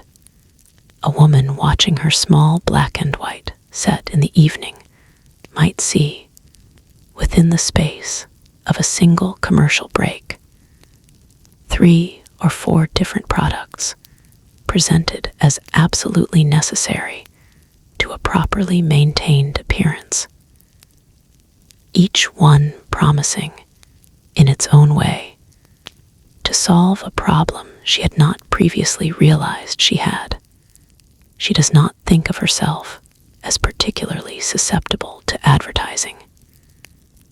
And yet, looking around her own vanity, she can trace the origin of nearly every product back to some specific advertisement or magazine recommendation that convinced her, at some point over the years, that this particular jar or bottle was worth the expense. The industry, in its own quiet, effective way, has become a permanent and largely invisible presence in her daily life, shaping not only what she buys, but what she has come to believe without ever quite examining the belief itself. A properly cared for woman actually looks like. Regional and class differences. Not every American woman in 1957 follows this exact routine, of course, or follows it with quite the same resources. In the wealthier neighborhoods on the far side of town, some women maintain standing weekly appointments, not simply for a wash and set, but for full facials, professional manicures, and an even more elaborate rotation of imported creams and perfumes that sit well beyond her own household's monthly budget. Their vanities, she imagines, hold twice as many jars as her own, sourced from department store counters rather than the local drugstore, purchased without the careful mental arithmetic she performs before every single one of her own beauty purchases. Further out, in the smaller farming communities scattered across the surrounding countryside, other women manage a version of this same ritual with considerably less time and considerably fewer resources. A simpler morning routine built around fewer products, hair set at home rather than at a professional salon. A permanent wave saved for perhaps once a year rather than twice. Homemade substitutes standing in for some of the store-bought creams and lotions that a woman closer to town might take for granted. The underlying expectation, though, remains remarkably consistent across every income level and every community. A woman's appearance reflects directly on her household, her husband, and her own basic sense of self-discipline, regardless of how much or how little she has available to spend achieving it. In the segregated South, and in Black communities across the country more broadly, an entirely separate beauty industry has developed by the 1950s.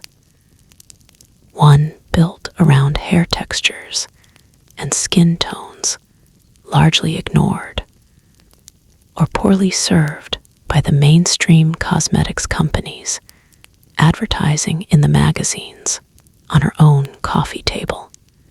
Entrepreneurs, many of them women, built substantial and influential businesses over the preceding decades, specifically to serve this underserved market, developing their own product lines, their own salons, and their own standards of beauty that existed largely parallel to rather than fully integrated with the mainstream white beauty culture she herself participates in.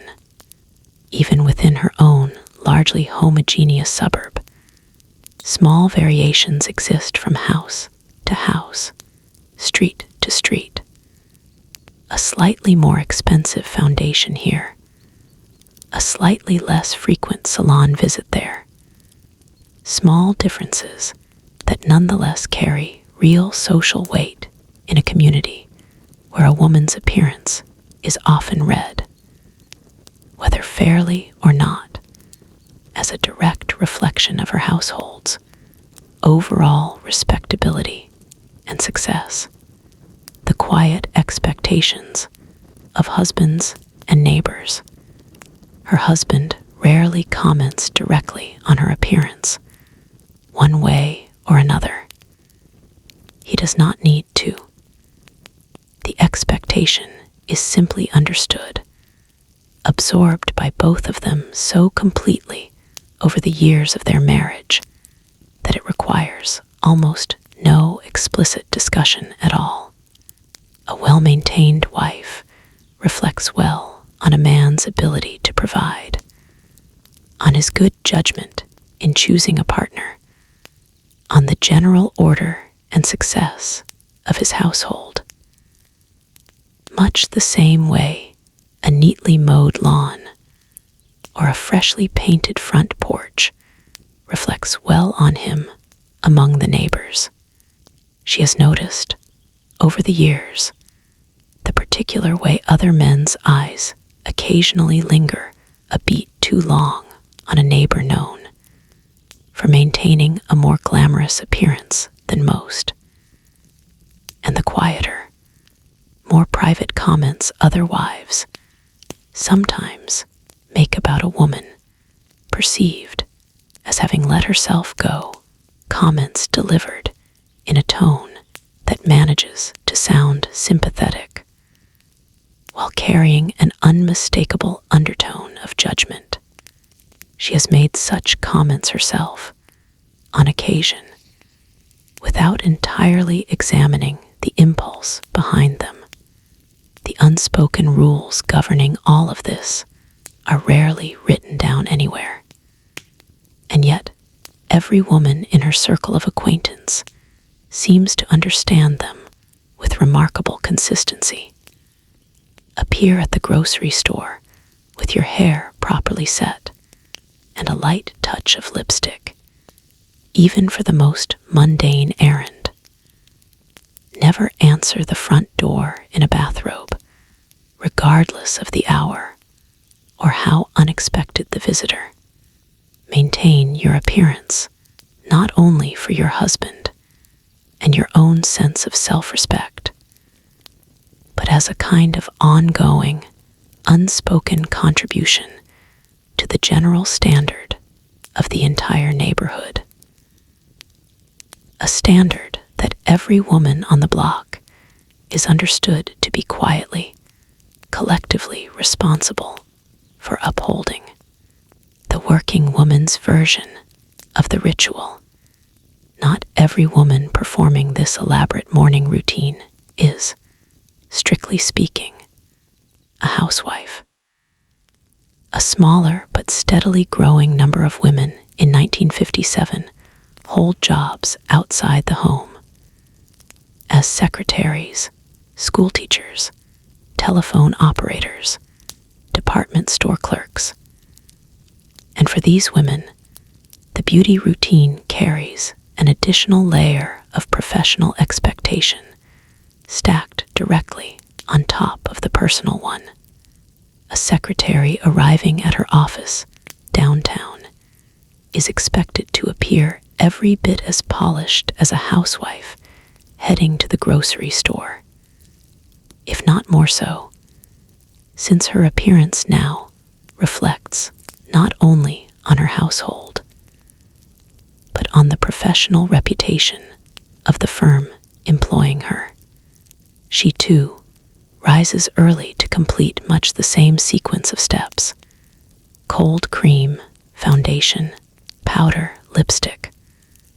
often compressed into a somewhat shorter window of time to accommodate an earlier commute, and frequently repeated in an office restroom mid-afternoon, touching up lipstick and powder before an important meeting, or simply before the walk back out onto a crowded downtown sidewalk at the end of the workday for unmarried women living independently, a small but visible and increasingly discussed segment of the era's female population.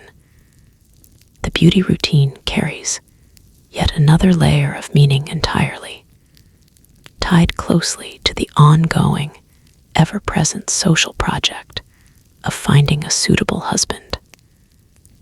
Every element of the morning ritual for these women exists in service of a goal that married women like her have, for better or worse, already achieved.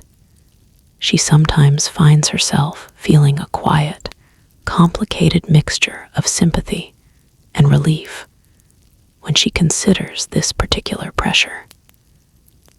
Grateful, in a sense, that this specific chapter of her own life is already behind her, even as she recognizes that an entirely different, equally demanding chapter has simply taken its place. The architecture of the vanity. Her vanity table did not arrive fully formed. It has been assembled piece by piece, jar by jar, over nearly 2 decades of marriage, and every object arranged across its surface carries with it a small history of its own. A wedding gift here, a birthday present there, dozens of smaller purchases made gradually over the years as one product ran out and another, sometimes better, sometimes simply different, took its place. The table itself was a gift from her mother-in-law, delivered the week before her wedding. A modest but sturdy piece of furniture with a triple mirror that folds inward on hinges, allowing her, on the rare mornings she needs it, to check the back of her hairstyle without leaving her seat. She remembers unwrapping it, running her hand across the smooth wood, and feeling, for the first time, a small thrill at the idea of having a station entirely her own. A single square foot of the household that belonged to no one but her. Over the years, she has developed her own private system for organizing what sits atop it. Everything is arranged left to right in the precise order she uses it each morning. Cold cream first, then astringent, then moisturizer, then foundation, then powder, then the smaller items: eyebrow pencil, eyeshadow compact, eyeliner, mascara, rouge, and finally, closest to hand, her collection of lipsticks standing upright in a small ceramic cup her daughter made for her at school the previous spring. This arrangement is not accidental. It mirrors, almost exactly, the sequence of the ritual itself, allowing her to move through the entire routine without ever needing to think consciously about which jar comes next. Her hands simply know. Beneath the table, a shallow drawer holds the overflow. Nearly empty tubes she has not yet worked up the discipline to throw away. A spare eyebrow pencil kept in reserve. A small tin of clips and bobby pins. The folder of clipped magazine beauty columns she returns to whenever she needs guidance or reassurance. A second, smaller drawer holds her jewelry, modest but carefully organized. A strand of pearls, a few pairs of clip-on earrings, her wedding and engagement rings removed each night before bed, and returned to their velvet box. A small daily ritual of its own that she performs almost without thinking. Tucked in between the last swipe of night cream and the moment she finally switches off the lamp. The mirror itself she cleans every Saturday, wiping away the accumulated dust and the faint film left behind by weeks of powder application. Using a soft cloth dampened with a little vinegar and water. A trick, like so many others, passed down from her own mother, who insisted that a clouded mirror inevitably led to a poorly applied face. Since a woman could hardly be expected to correct flaws she could not clearly see. The monthly shopping trip, once a month, on a Friday morning while the children are at school, she sets aside a deliberate hour for what she privately thinks of as her beauty inventory. A careful accounting of what remains on her vanity, what is running low, and what, given the household budget for that particular month, she can reasonably justify replacing. She keeps a small notebook tucked into the drawer specifically for this purpose. A running list updated weekly as she notices a jar growing lighter, or a lipstick tube beginning to show the telltale flattened tip that signals it is nearing its end. By the time Friday arrives, the list is usually only 3 or 4 items long. Nothing extravagant, simply the ordinary maintenance required to keep the entire system running smoothly. The drive into town takes only 10 minutes, past the elementary school, past the small Methodist church on the corner, past the row of newly built ranch houses that seem to multiply every time she makes the trip. She parks along Main Street, walks the short distance to the drugstore, and spends a careful, unhurried half-hour working her way through the list, comparing prices where she can, occasionally allowing herself one small unplanned indulgence. A new shade of nail polish, perhaps, or a small bottle of hand lotion scented with something she does not typically buy. The saleswoman behind the counter, familiar with her by now after so many months of regular visits, often has a recommendation ready before she even asks. A new formula recently introduced, a seasonal shade currently featured in the front window display. She listens politely, weighs the suggestion against her existing budget and her existing loyalty to the products she already trusts, and more often than not, sticks with what she knows. There is comfort, she has found, in consistency, in reaching for the same familiar jar morning after morning, in knowing exactly how a particular formula will feel against her skin before she has even opened the lid. By the time she returns home, the household budget notebook updated, the small paper bag of new purchases set carefully on the passenger seat beside her. There is usually still time before the children return from school to unpack everything properly, to wipe down the vanity, to arrange each new item in its designated place among the old. It is, in its own small way, one of the more satisfying hours of her month. A rare stretch of time devoted entirely to a project of her own choosing. However modest that project might appear to anyone looking in from the outside, a long meditation on aging, there is a particular kind of vigilance that settles over a woman somewhere around her 30th birthday.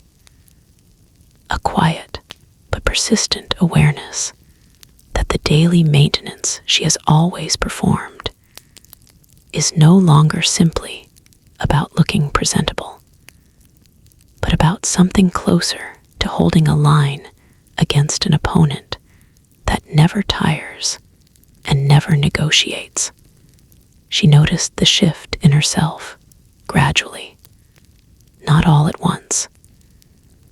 A slightly deeper line beginning to settle between her eyebrows from years of concentration.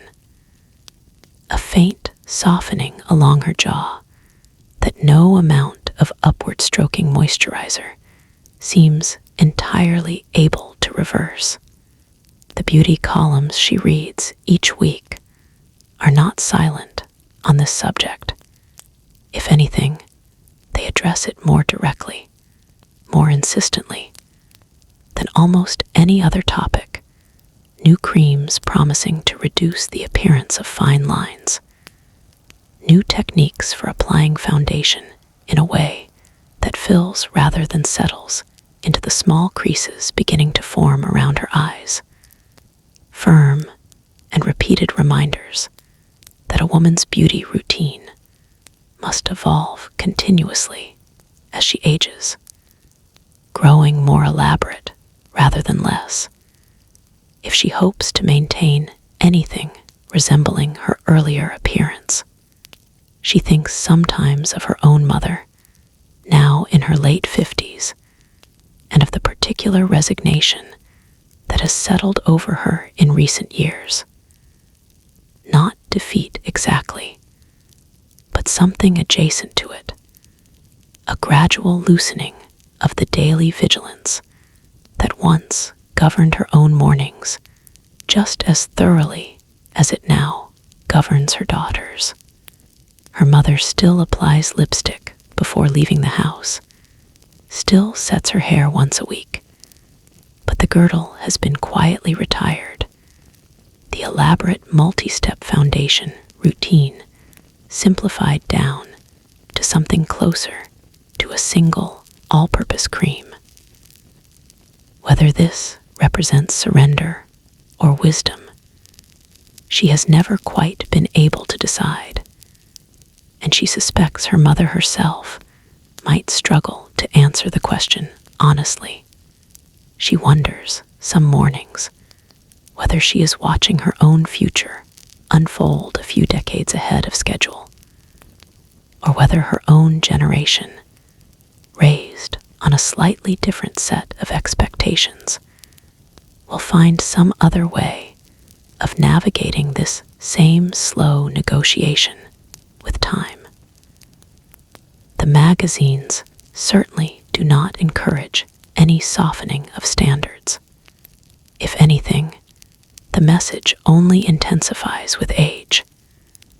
The older a woman grows, the more diligent, the more disciplined, the more unwilling to concede ground she must become, precisely because the stakes, a husband's wandering attention, a neighbor's quiet judgment, her own private sense of continued relevance, only seem to rise as the years accumulate. There is a particular kind of exhaustion in this that she rarely names out loud, even to herself. Not the exhaustion of any single morning's routine, which by now requires so little conscious effort that it barely registers as work at all, but a deeper, more diffuse exhaustion that comes from understanding. On some level, she prefers not to examine too closely that this particular effort has no natural endpoint. There is no morning on the horizon when she will finally have achieved enough, maintained enough, earned some permanent exemption from the daily ritual.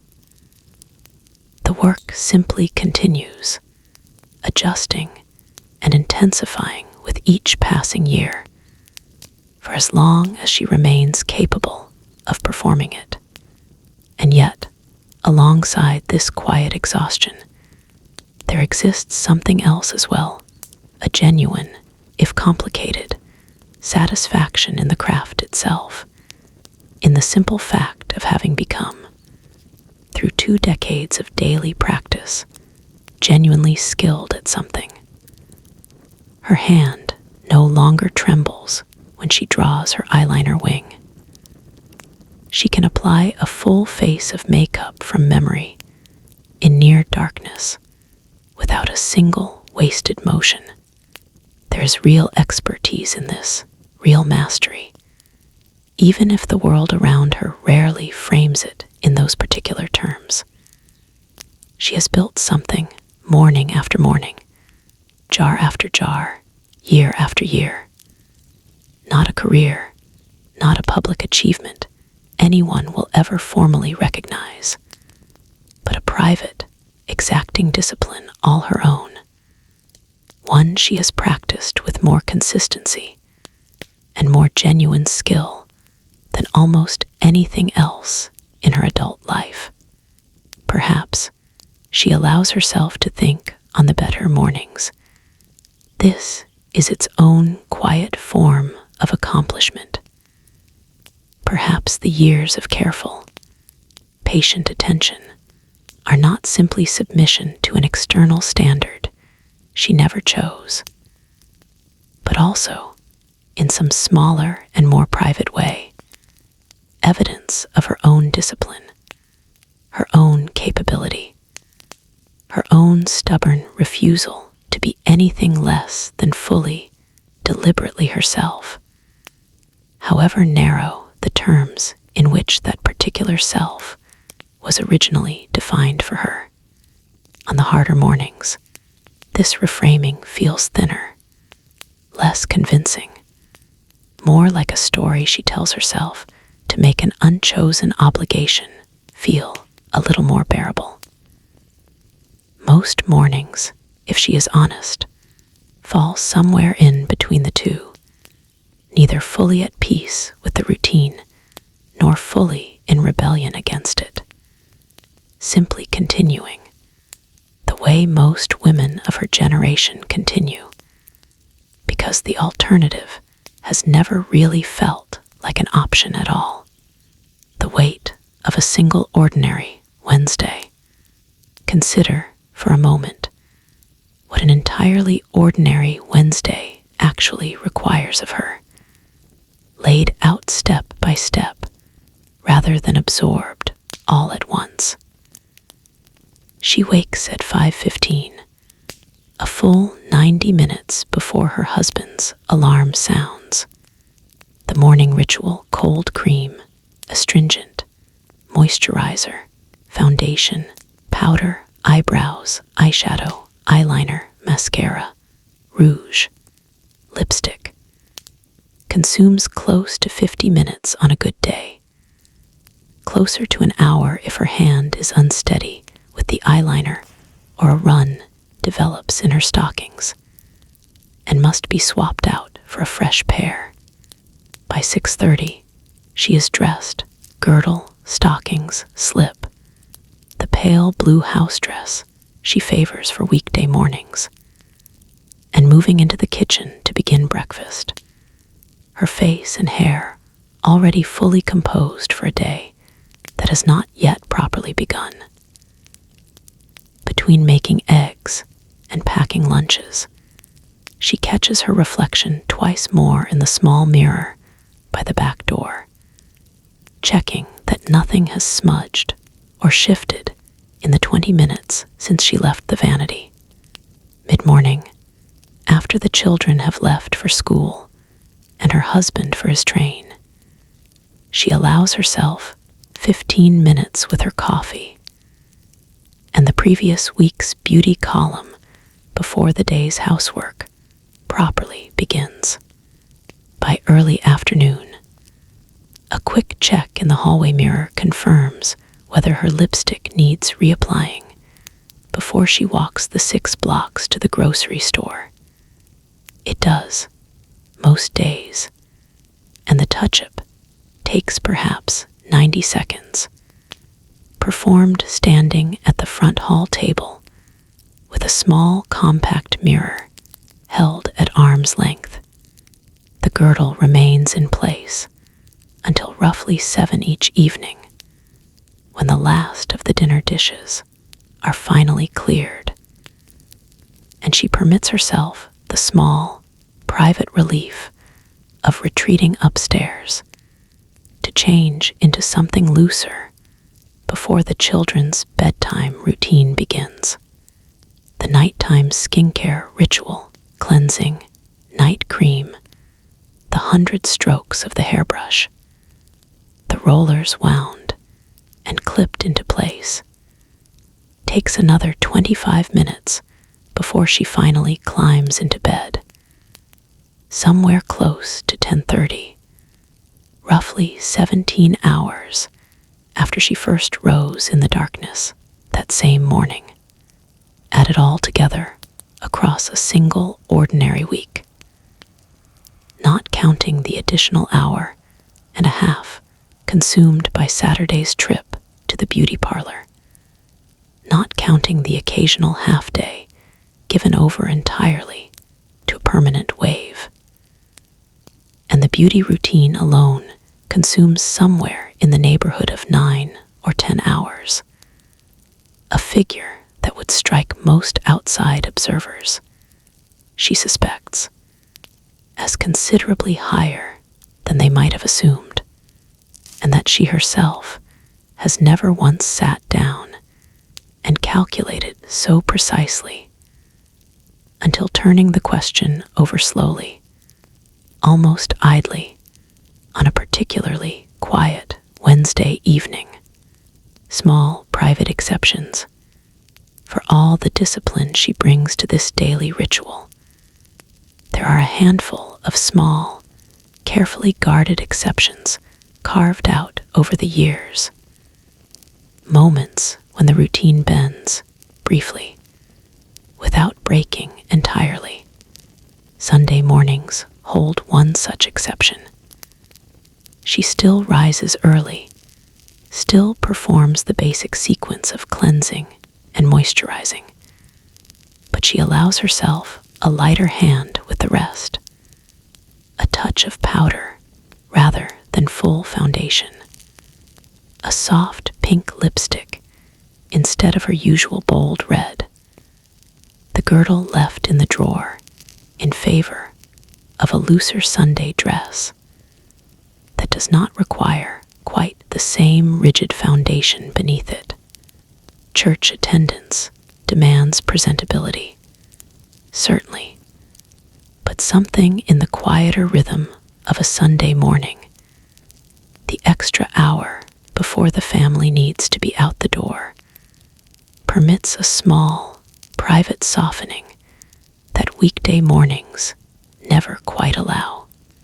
Illness offers another rare exception, the one she accepts with considerably more reluctance. On the mornings she wakes with a genuine fever or a stomach too unsettled to manage the full routine, she performs only the barest minimum, a quick wash, a dab of moisturizer, nothing more, and spends the day largely out of sight of anyone beyond her own immediate family, curtains drawn, apologizing more than once to her husband for what she still, even at her sickest, privately regards as a kind of failure rather than simply an unavoidable circumstance of being human. The annual family vacation, a week spent most summers at a modest lake cottage 2 hours from home, brings its own quiet loosening of the rules. Away from the immediate scrutiny of neighbors and the regular rhythm of the beauty parlor, she permits herself mornings with nothing more than a light touch of lipstick, hair left loose and unset. Days spent largely without the girdle at all, beneath her simpler summer clothes. She has noticed, more than once, a particular lightness in these vacation mornings that she rarely experiences at home. Though she has also noticed that the return drive home each year is accompanied by a familiar, creeping anxiety, a mental inventory already beginning of everything that will need to be reestablished the moment they cross back into the neighborhood. There is, too, a single afternoon each month, never announced, never explained even to her closest friends, when she simply does not bother reapplying her lipstick after lunch, when she lets a small run in her stocking go unmended through the length of an entire errand, when she catches herself in a shop window, and instead of the usual reflexive inventory of flaws, simply looks briefly and looks away again without comment. She has never been entirely sure what prompts these particular afternoons, whether exhaustion or something closer to quiet defiance, and she has certainly never discussed them with anyone. They remain hers alone, small, unremarked pockets of rest within a system that otherwise leaves very little room for rest at all. What the neighbors never see, behind every polished, unhurried-looking woman on her street, exists an entire private infrastructure of effort that none of her neighbors will ever fully witness. She has begun to suspect, over the years, that this is true of nearly every woman she knows, that the effortless composure each of them presents to the world by 9 o'clock each morning conceals a remarkably similar private struggle, repeated house by house up and down the block, each woman assuming, in the absence of any real conversation on the subject, that she alone finds the whole apparatus this exhausting. She has caught occasional glimpses over the years. A neighbor's curtains still drawn well past 8 on a morning, when illness or exhaustion has clearly won out over the routine. Another neighbor's hair visibly unset on a rare occasion, when circumstances forced her out the door before her usual preparation was complete. These small, involuntary glimpses behind the curtain are rare enough and quiet enough that they are almost never discussed directly, even between women who consider themselves close friends. There exists, she has come to understand, an unspoken agreement among the women of her generation to present only the finished product to one another, to maintain a kind of collective fiction in which the effort itself remains largely invisible, spoken of only in vague, self-deprecating references, rather than any real, detailed accounting of what the morning actually required. She wonders, sometimes, what might change if this unspoken agreement were ever set aside. If the women on her street sat down together, honestly, and compared the actual hours, the actual expense, the actual private exhaustion each of them carries beneath her carefully composed morning face, she suspects the conversation would be met with equal parts relief and discomfort. Relief at finally numbing something everyone privately experiences, but no one openly discusses: discomfort at what such an honest accounting might imply about a system none of them, individually, feels much power to actually change. For now, the fiction holds. She waves to her neighbor across the fence each morning, both of them fully composed, both of them offering the same easy, effortless-looking smile, and neither of them says a word about what the hour before that smile actually required. Winding toward evening, by the time the afternoon light begins to soften and lengthen across the kitchen floor, the morning's careful construction has begun, inevitably, to wear. Her lipstick has faded through the ordinary business of the day: coffee, lunch, a dozen small conversations, leaving behind only a faint stain rather than the bold, deliberate color she applied at dawn. Her powder has thinned in places, particularly across her nose and forehead, the small betrayals of an ordinary day's worth of movement and exertion. She performs a quick, practiced touch-up before her husband's train is due. A fresh coat of lipstick applied at the front hall mirror, a light dusting of powder pressed across the areas most likely to show shine, a brief check of her hair to smooth any strands that have worked loose over the course of the afternoon. This small ritual of reassembly, performed daily in the final hour before her husband's return, carries its own particular significance. The understanding that whatever version of herself has weathered the demands of an entire day should not be the version he encounters stepping through the front door each evening. Dinner preparation follows, performed in the same freshly touched-up face. And by the time the family sits down together at the table, the day's second, smaller act of maintenance has already been quietly completed, invisible to everyone at the table except her. A chain of women, if she allows her mind to drift far enough back, past her own mother, past the grandmother she remembers only faintly from early childhood visits. She can imagine a much longer chain stretching backward through the decades. Women at washstands rather than vanities.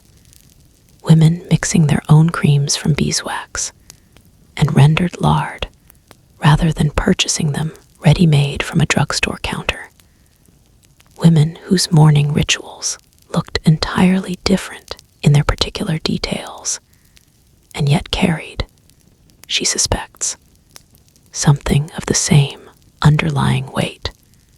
Her own grandmother, she has been told, rose each morning on the family farm to braid her hair by lamplight before the rest of the household woke, working a small amount of homemade pomade through each section to keep it smooth, and controlled through a full day of physical labor that would have destroyed any more elaborate style within the hour. There was no foundation, no pressed powder, no tube of red lipstick waiting on a vanity table. The resources simply did not exist, and the daily demands of farm life left little room for an hour-long ritual, even if they had. And yet the underlying belief was the same, that a woman's appearance mattered, that carelessness in this particular domain reflected poorly on her character, that some minimum standard of order and presentation was owed, each morning, to the household and the community around her. Her mother's generation, coming of age between 2 world wars, inherited this same basic belief, but layered a new commercial infrastructure on top of it. The first mass-produced cosmetics, the first nationally advertised beauty brands, the first magazines built specifically around the promise of achievable glamour for the ordinary woman rather than simply the wealthy. Her mother remembers, and has told her more than once, the particular thrill of her own first tube of store-bought lipstick, purchased with saved allowance money at 15, a small object that felt, at the time, like genuine modern luxury. She herself represents yet another layer in this same long accumulation, heir to her grandmother's basic conviction that appearance and character are quietly, inextricably linked, heir to her mother's introduction into a fully commercialized beauty culture, and now the primary inheritor of a post-war consumer economy that has expanded the entire apparatus further still, adding chemical permanent waves and pressed powder compacts and a weekly salon appointment to a ritual that, 100 years earlier, would have required nothing more than a comb, a bucket of water, and perhaps a small jar of homemade salve. Whether her own daughter will inherit yet another, further elaborated version of this same basic belief, or whether something in the world will shift enough over the coming decades to loosen its grip, she genuinely cannot say. She has no way of seeing forward the way she can see backward, no way of knowing whether the particular jars crowding her own vanity represent a permanent fixture of what it means to be a woman in America, or simply one temporary configuration among many still to come. She suspects, if pressed, that she would guess the former. She has little evidence from where she sits in 1957 to imagine otherwise, what history would later reveal, though she cannot know it. Standing at her mirror on this particular morning, the world she inhabits is closer to a turning point than she might imagine. Within less than a decade, significant cracks will begin to appear in the very foundation of expectation she has spent her entire adult life quietly upholding. The publication of Betty Friedan's The Feminine Mystique in 1963 will name, for the first time in a widely read and widely discussed form, the particular unease that countless suburban housewives had until then experienced largely in private, largely without vocabulary, largely convinced that whatever restlessness or exhaustion they felt beneath their carefully composed mornings was some individual failing rather than a broadly shared condition. The book will not, on its own, dismantle the beauty industry or the daily rituals built around it. Cosmetic sales will, if anything, continue growing steadily through the decades that follow. But it will begin a much longer, much slower cultural conversation about exactly how much of a woman's daily effort ought to be devoted to appearance, and exactly whose expectations that effort is actually meant to satisfy. The 1960s will bring, too, a loosening of some of the most rigid physical elements of this particular routine. girdle, so central to the silhouette she maintains every single day of 1957, will gradually fall out of everyday fashion over the following decade, replaced first by looser undergarments, and eventually, for many women, by no structured undergarment at all beneath more relaxed styles of dress.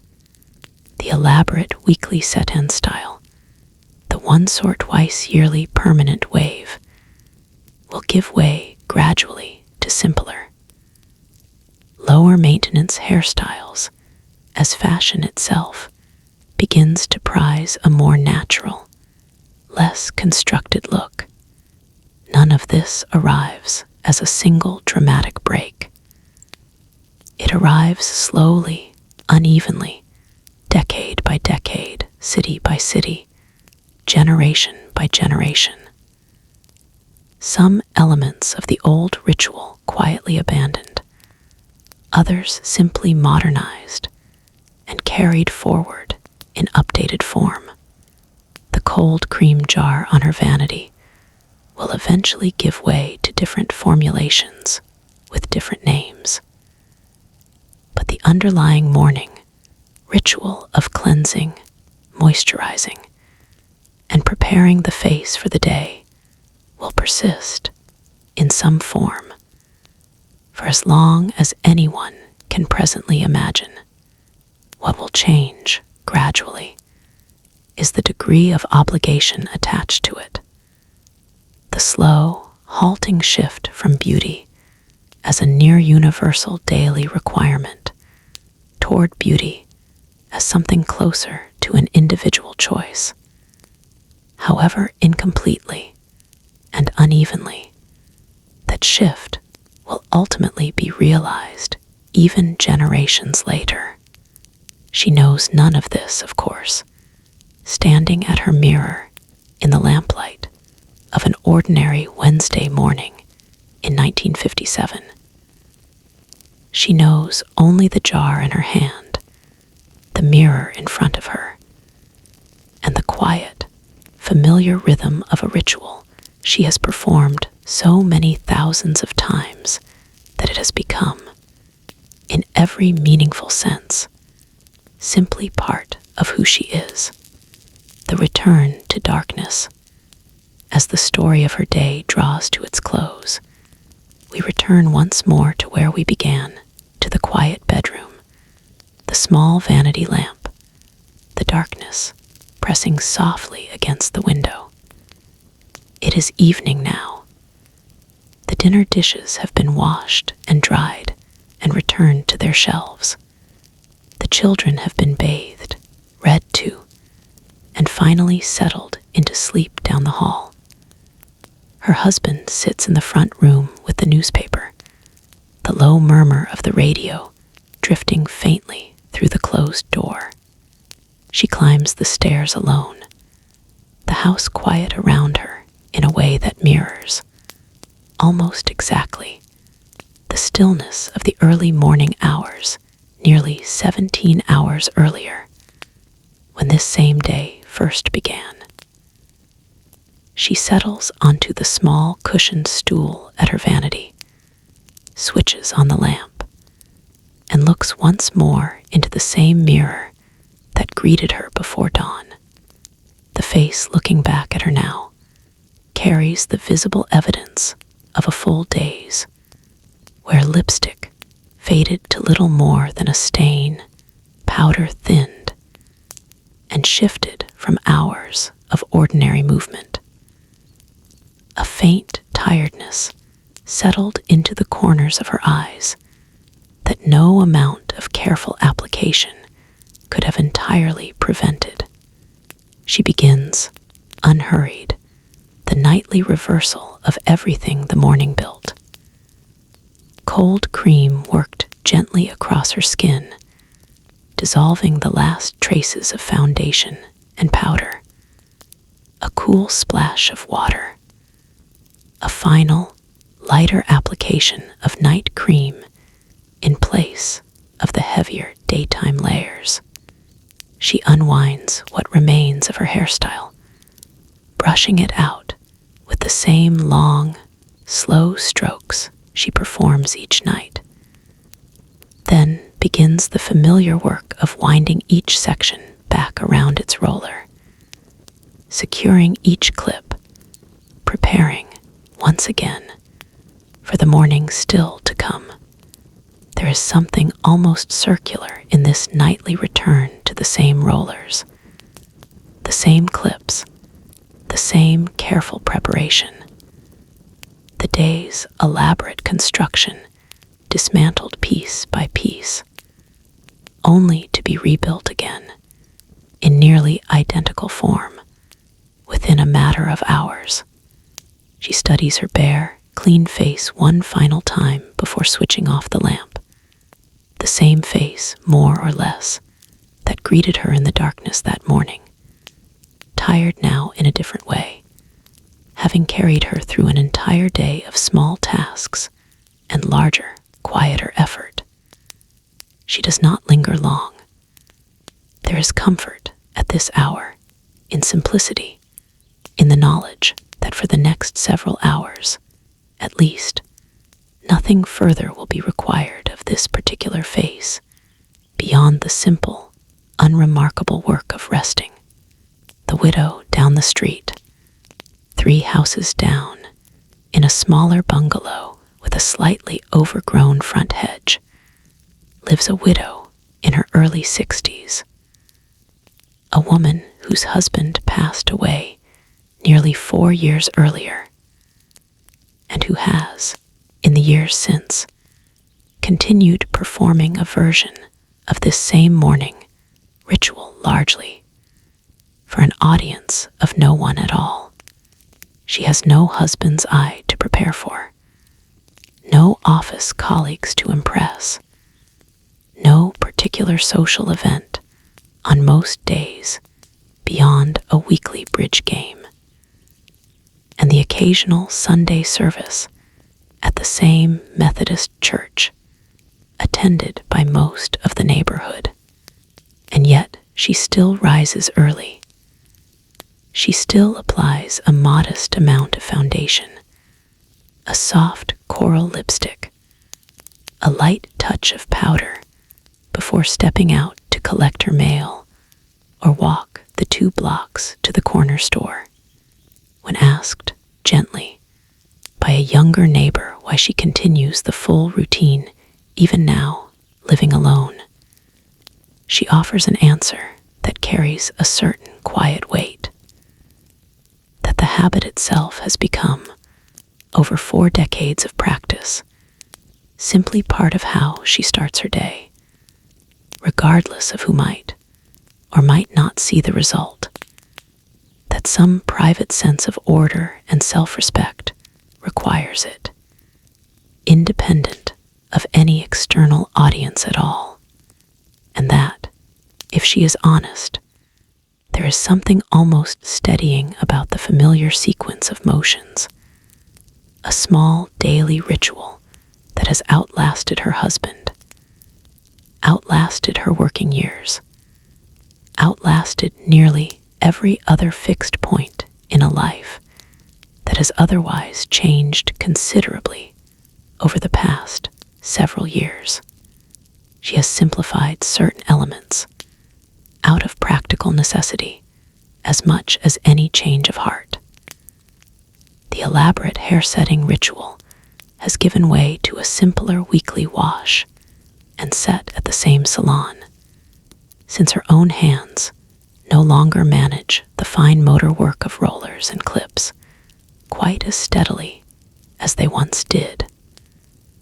The girdle has been retired entirely, replaced by looser, more comfortable clothing better suited to her changing figure and her diminishing patience for genuine physical discomfort. But the core of the morning ritual, cleansing, moisturizing, a modest application of color, remains fully intact, performed with the same quiet consistency as it was 30 years earlier. when a husband's attention and a young family's needs still governed nearly every hour of her day. Younger women on the street sometimes wonder, in the kind of speculation that rarely rises to the level of direct conversation, whether they too will still be applying lipstick alone in an empty kitchen decades from now, long after the original reasons for the habit have fallen away. The widow herself, if asked directly, might say simply that the reasons change over a lifetime, but the ritual itself, once deeply enough rooted, has a way of continuing regardless, no longer entirely about anyone else's expectations, but not quite fully her own invention either. Something suspended somewhere between old obligation and genuine, freely chosen habit. A different kind of weekend. Not every weekend in the household unfolds according to the usual quiet rhythm of Saturday errands and Sunday church. Occasionally, a wedding, an anniversary dinner, or a husband's office holiday party requires a version of the routine elevated well beyond its ordinary weekday form. And it is worth pausing to consider what such an evening actually demands. The preparation for an evening event of this kind begins hours earlier than usual, sometimes as early as mid-afternoon, when the ordinary daytime routine is set aside in favor of something closer to a full second beginning. She washes her face completely clean of the day's makeup, starting fresh with cold cream and astringent, as though the morning were beginning all over again. The foundation applied for an evening event tends to be built in slightly heavier layers than the daytime version, designed to hold up under the artificial light of a restaurant or ballroom, rather than the gentler light of an ordinary day. Her eyeshadow deepens from the soft daytime taupe to something with a touch more shimmer, still restrained by the standards of later decades, but noticeably more dramatic than anything she would wear to the grocery store.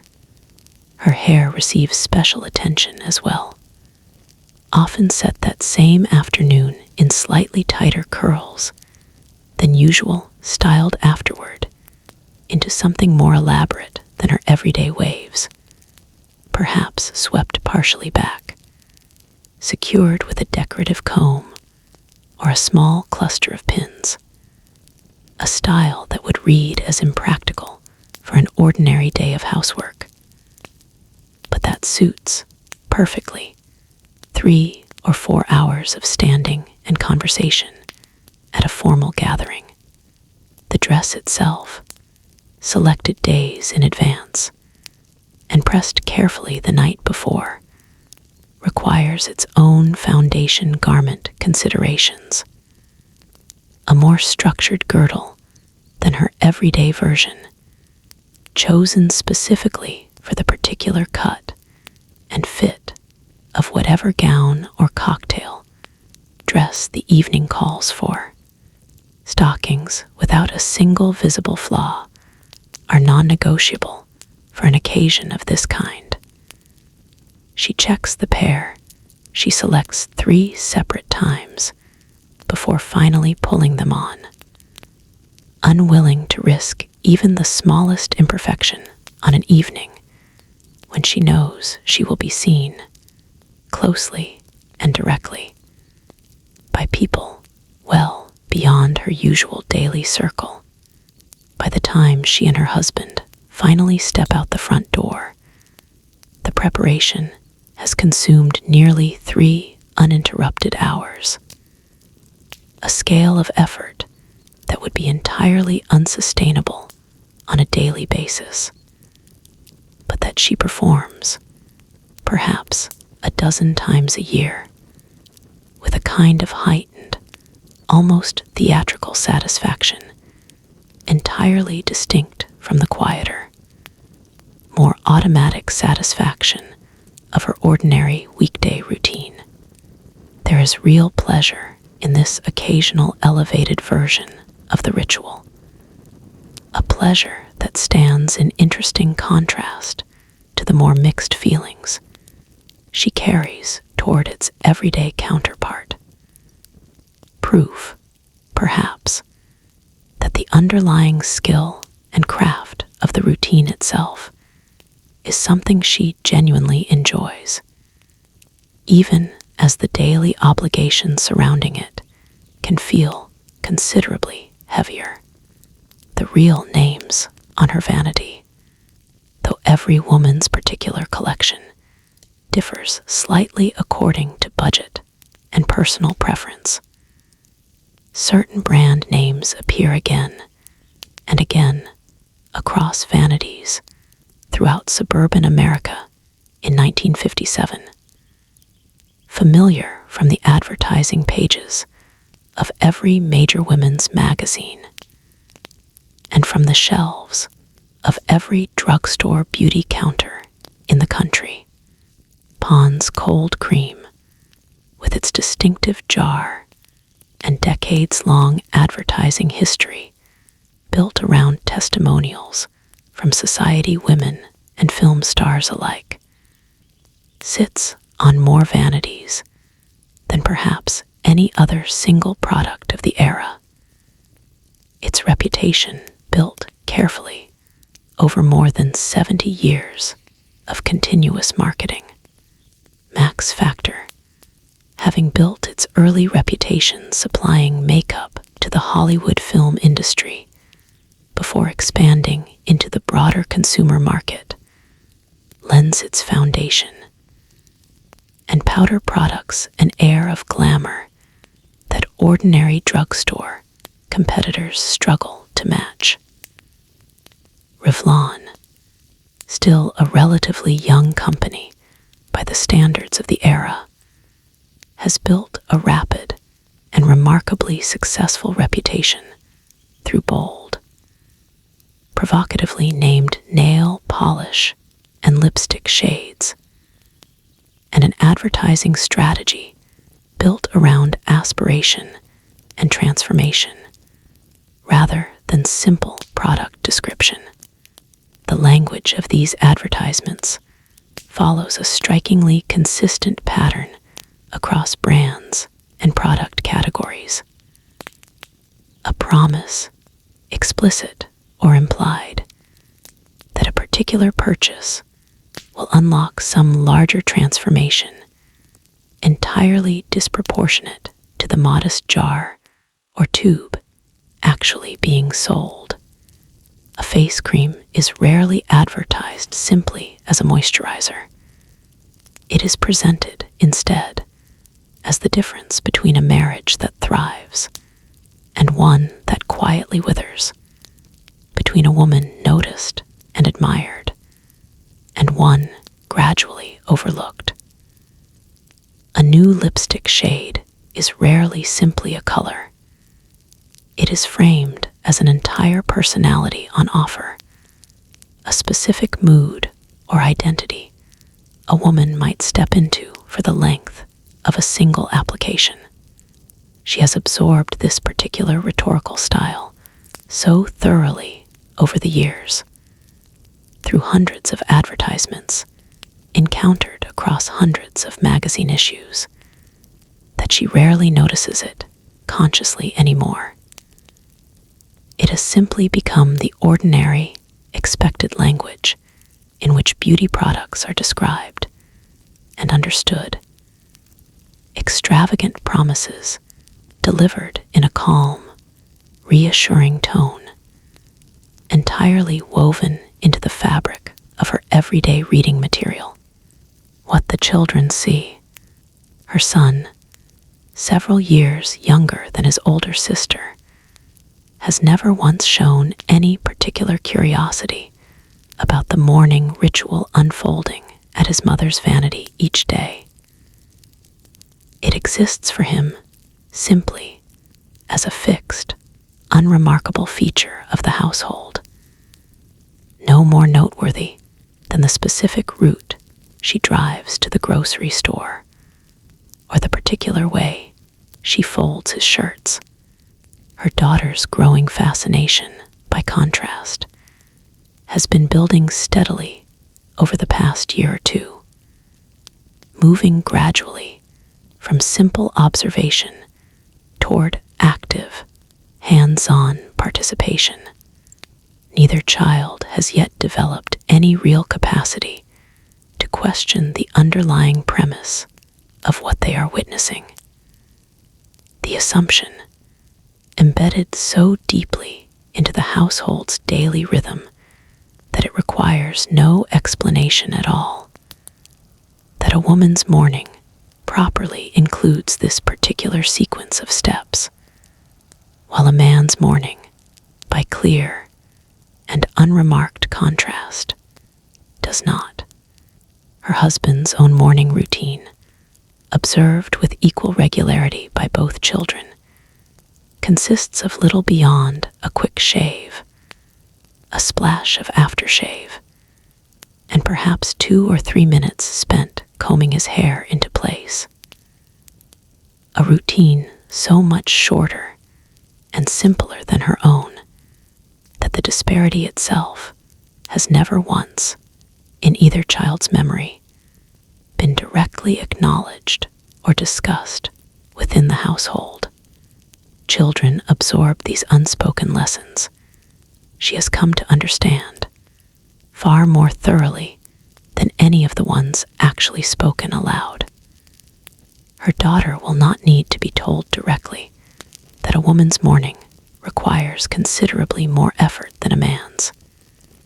She will simply have watched it, morning after morning, for the entirety of her childhood, absorbing the lesson as thoroughly and as invisibly as she absorbs the particular cadence of her mother's voice, or the specific way the family sets the table each evening.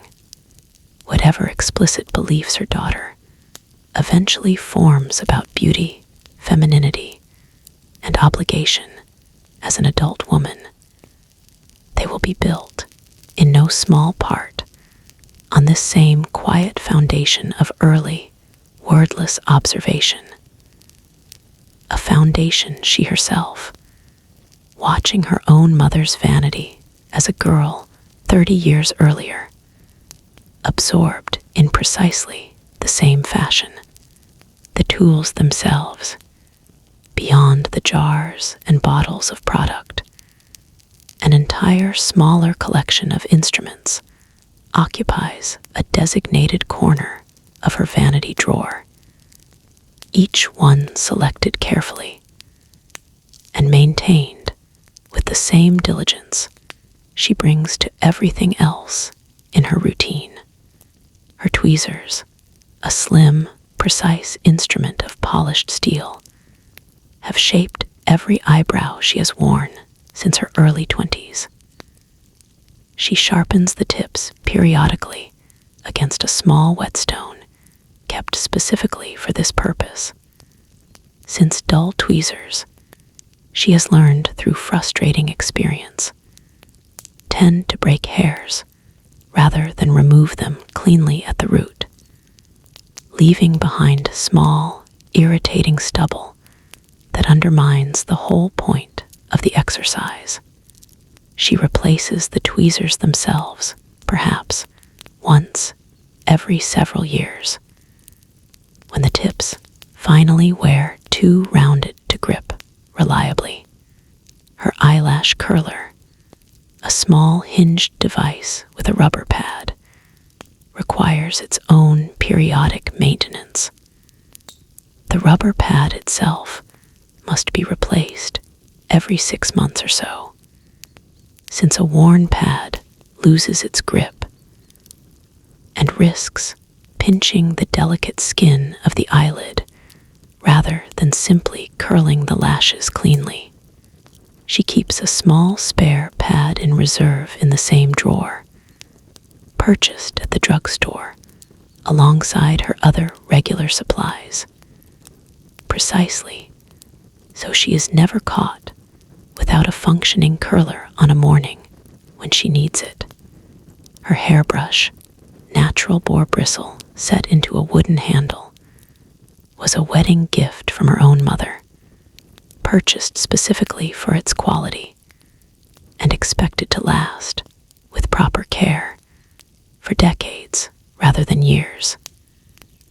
She cleans it weekly, working a fine-toothed comb through the bristles to remove accumulated hair and product buildup, occasionally washing the bristles themselves in a mild soap solution and letting them dry bristle side down to preserve their shape.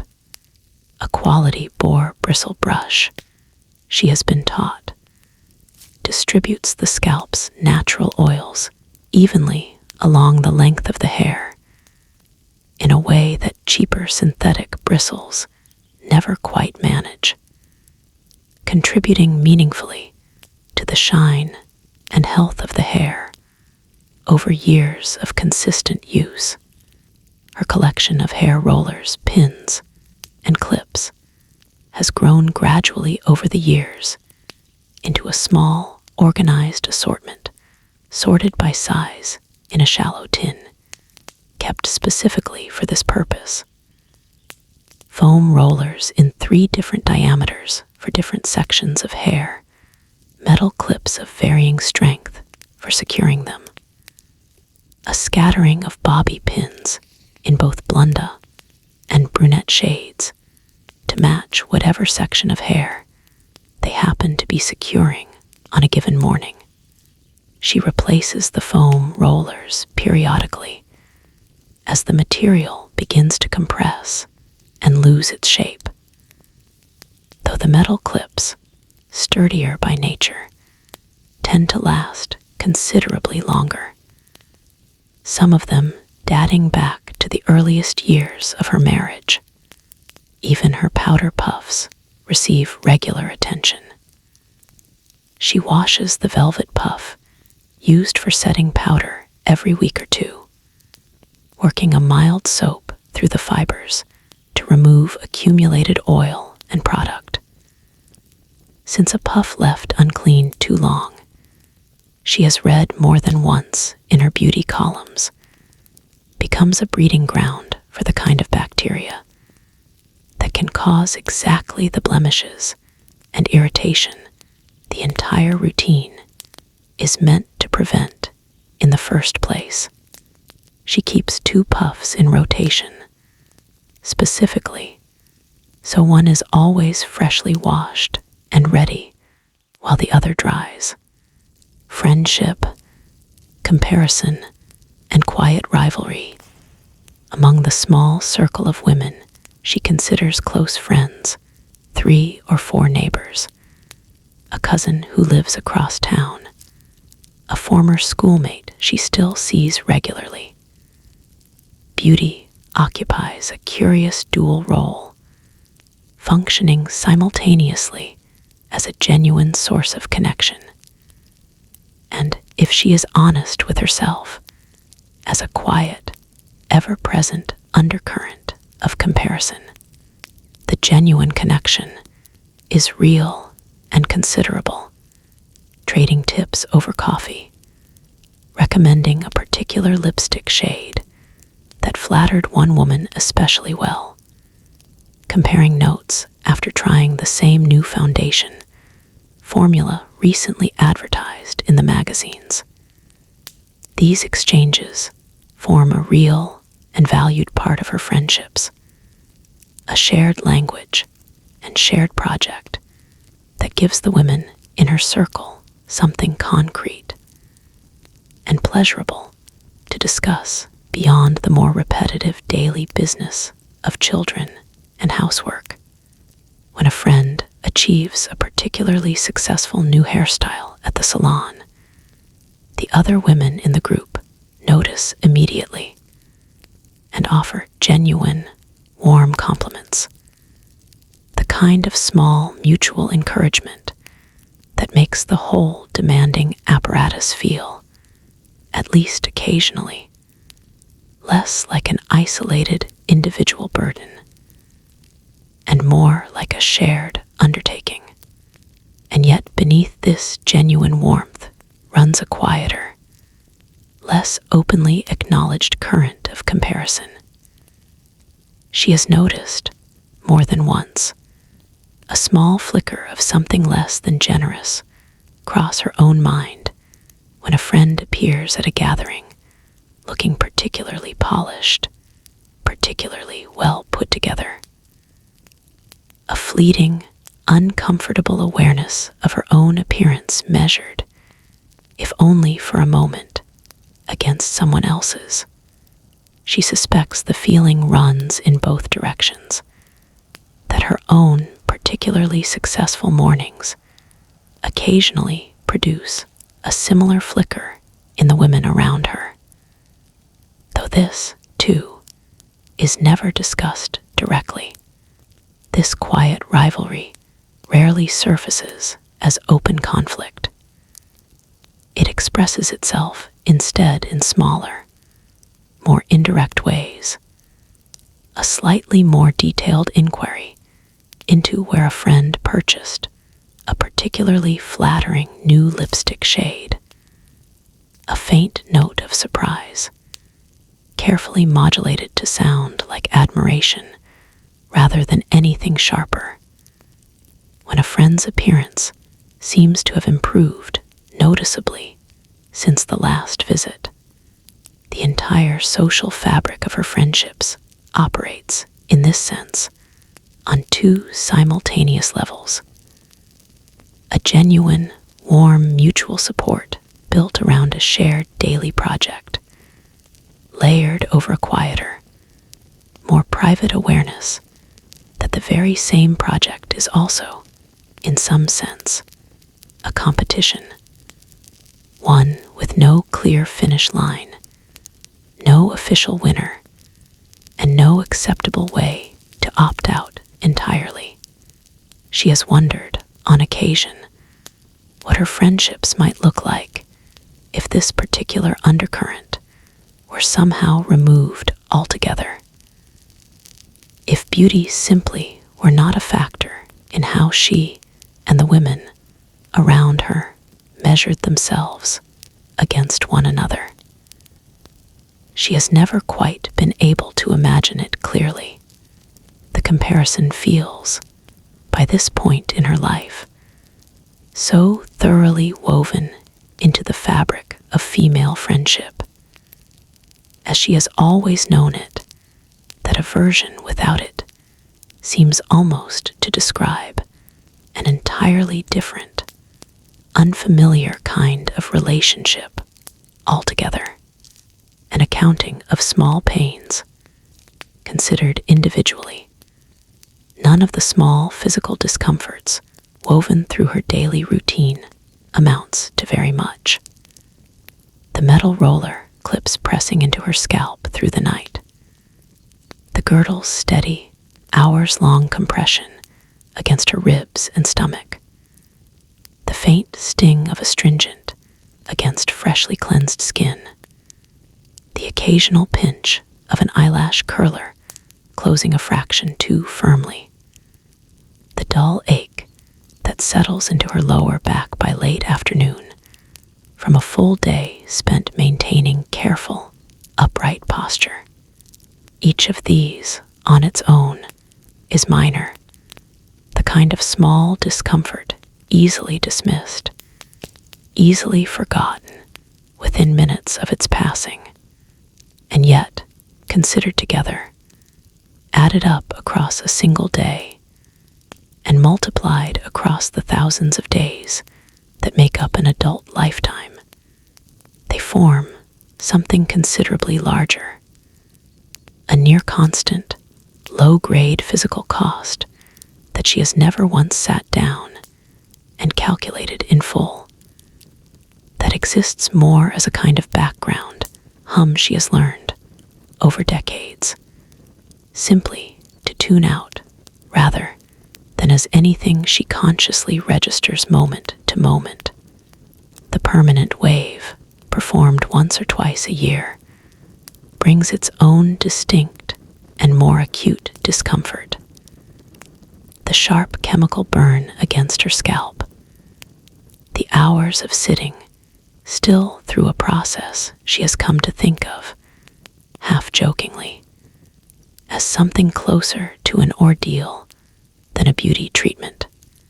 She has never seriously considered abandoning it despite the discomfort, in part because the resulting curl genuinely does simplify her daily maintenance for months afterward, and in part because the alternative hair that will not hold a curl reliably through an ordinary humid afternoon carries its own social cost she is even less willing to absorb. The girdle, worn daily for the better part of 14 or 15 hours, produces a particular kind of cumulative discomfort, distinct from any single sharp pain. A persistent restriction of breath, a faint but constant awareness of pressure against her midsection that she has, over the years, simply stopped consciously noticing, except in the moment of relief each evening when she finally removes it. She has read, occasionally, of doctors raising quiet concerns about the long-term effects of prolonged, daily compression of this kind, though such concerns rarely make their way into the beauty columns she reads each week, which remain focused almost exclusively on achieving and maintaining the fashionable silhouette the girdle produces, rather than on any question of its physical cost. She has come to think of this accumulated discomfort the way she imagines a farmer might think of the physical toll of years spent bent over rows of crops, or a factory worker might think of the particular strain that accumulates in hands and shoulders after decades at the same repetitive task, an ordinary, largely unremarked cost of a particular kind of daily labor, absorbed gradually enough and distributed widely enough among nearly every woman she knows that it rarely registers as something worth mentioning, let alone protesting. It simply is what it is, the physical price, paid in small, cumulative installments of participating fully in the world as it has been arranged for a woman of her particular time and place. The question she does not ask aloud.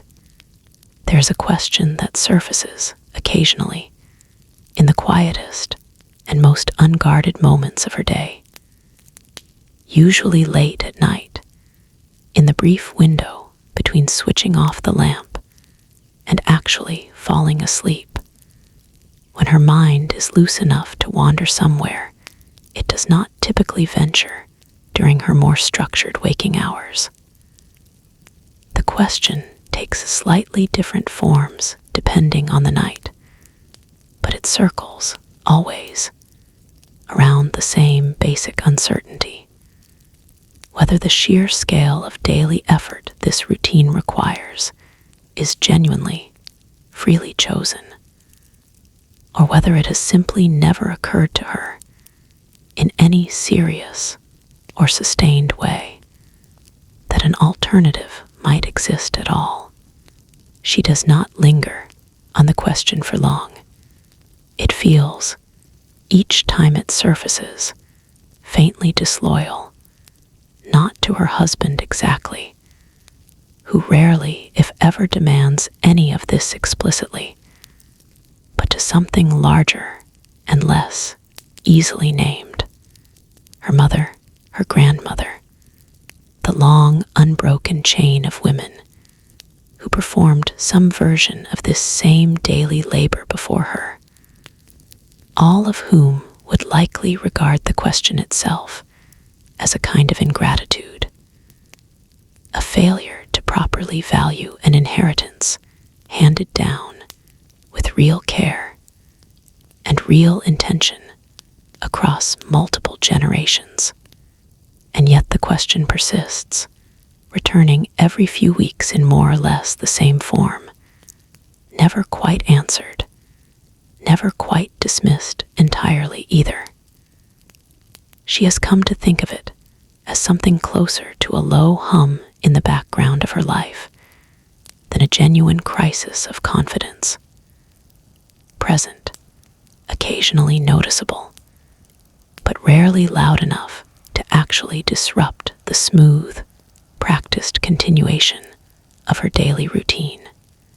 Tomorrow morning, as she has done every morning for as long as she can remember, she will rise before dawn, reach for the same jar of cold cream, and begin again.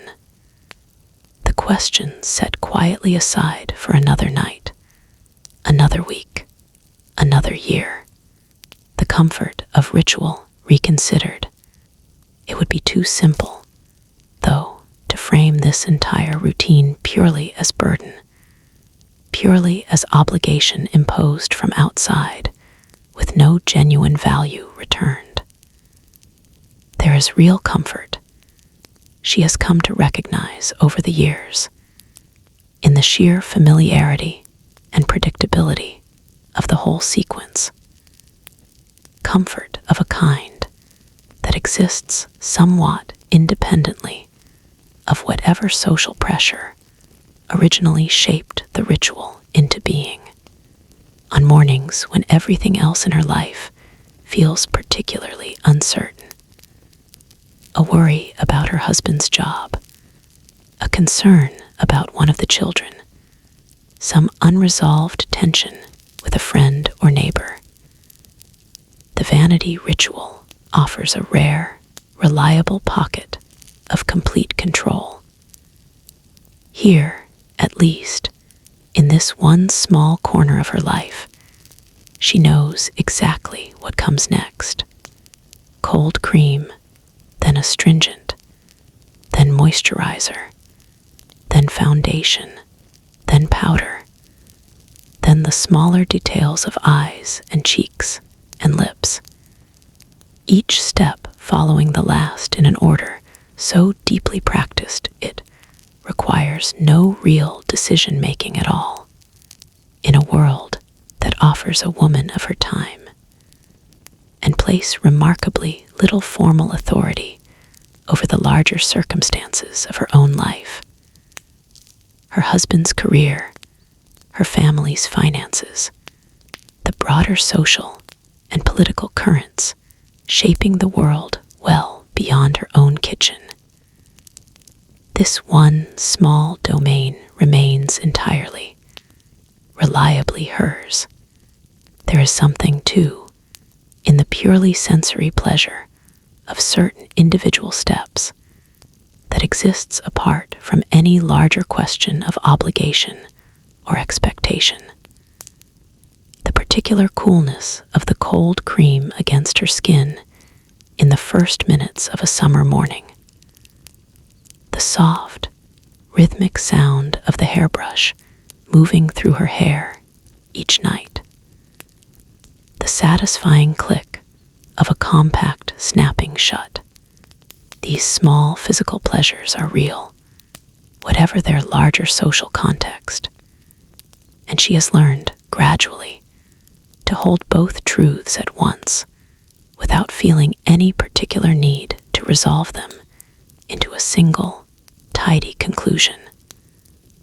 That the routine is, in various measures, and depending entirely on the particular morning, both genuine burden and genuine comfort, both external obligation and something closer to her own private, well-practiced craft, the family doctrine doctor's opinion.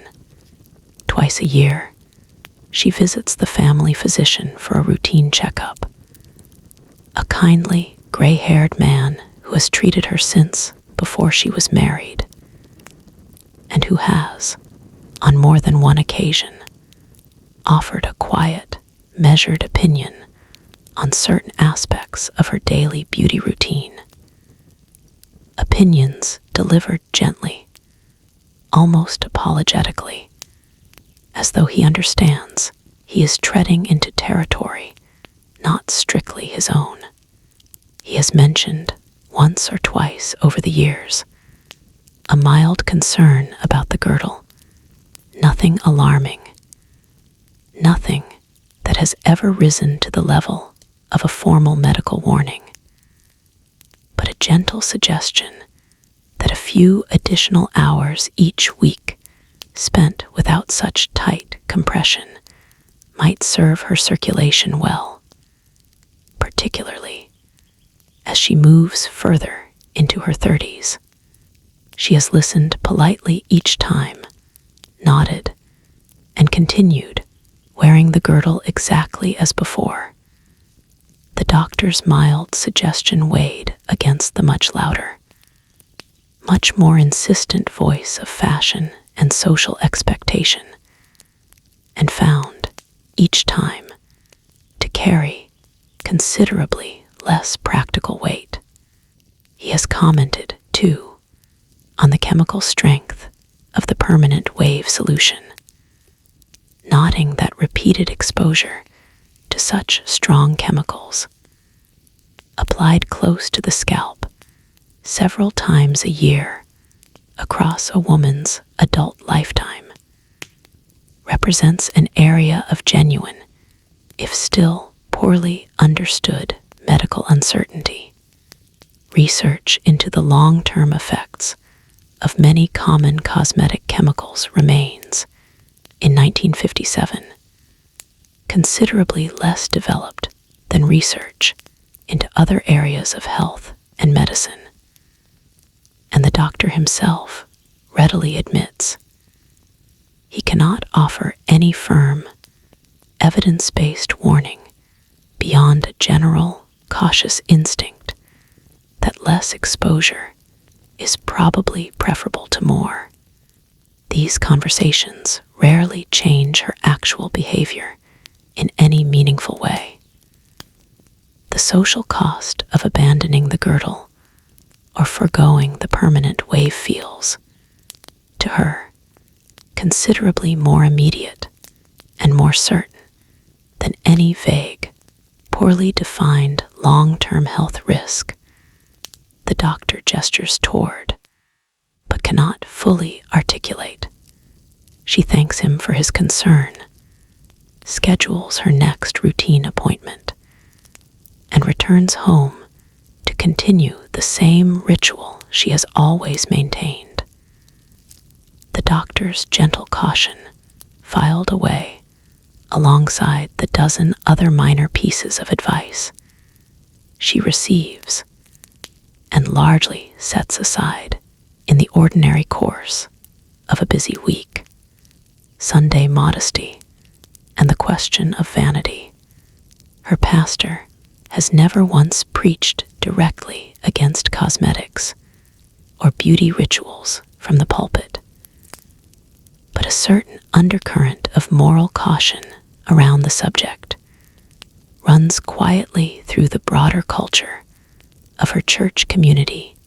Nonetheless, the word vanity itself carries real theological weight in the world she inhabits, a reminder, rooted in scripture familiar to every woman in her congregation, that excessive concern with outward appearance risks distracting from more important spiritual matters. She has thought about this tension more than once, usually on quiet Sunday mornings as she applies her lighter, more modest church day makeup before the family departs for the 10 o'clock service. The resolution she has settled on, gradually, over years of turning the question over, draws a careful distinction between vanity, an excessive, self-indulgent preoccupation with one's own appearance for its own sake, and simple, appropriate care, the ordinary maintenance of a presentable exterior that reflects well on one's family and community, rather than serving any purely selfish purpose. This distinction allows her to reconcile her daily routine with her genuine religious convictions without much apparent contradiction. She is not, in her own understanding, preoccupied with her appearance for the sake of pride or self-glorification. She is simply performing the ordinary, expected maintenance any respectable woman owes to her household and her community, in more or less the same spirit as she keeps a clean home or prepares a proper Sunday dinner. Whether this particular resolution would hold up under closer theological scrutiny, she has never felt any particular need to examine too closely. It serves its purpose, allowing her to move through both her vanity table and her church pew each week without any real sense of internal conflict. A second kind of kitchen, she has noticed on more than one occasion, a curious structural similarity between her vanity table and her kitchen. Two separate stations within the same house, each governed by its own careful sequence of steps, its own accumulated tools and ingredients, its own daily rhythm of preparation, performed largely for the benefit of others rather than herself. At the kitchen counter, she measures and combines ingredients according to recipes passed down or clipped from the same magazines that supply her beauty columns, following a precise sequence designed to produce a specific, reliable result. A golden, evenly risen cake, a properly seasoned pot roast, a pie crust flaky rather than tough. At the vanity, she combines and applies products according to an equally precise sequence, designed to produce an equally specific, reliable result. A face that reads, to any outside observer, as naturally, effortlessly composed. Both stations demand real skill, developed gradually over years of repeated practice. Both stations produce results that are, in a very real sense, consumed primarily by others. A family gathered around a dinner table, a husband and neighbors encountering her finished, polished face throughout the day, rather than by the woman who performed the actual labor.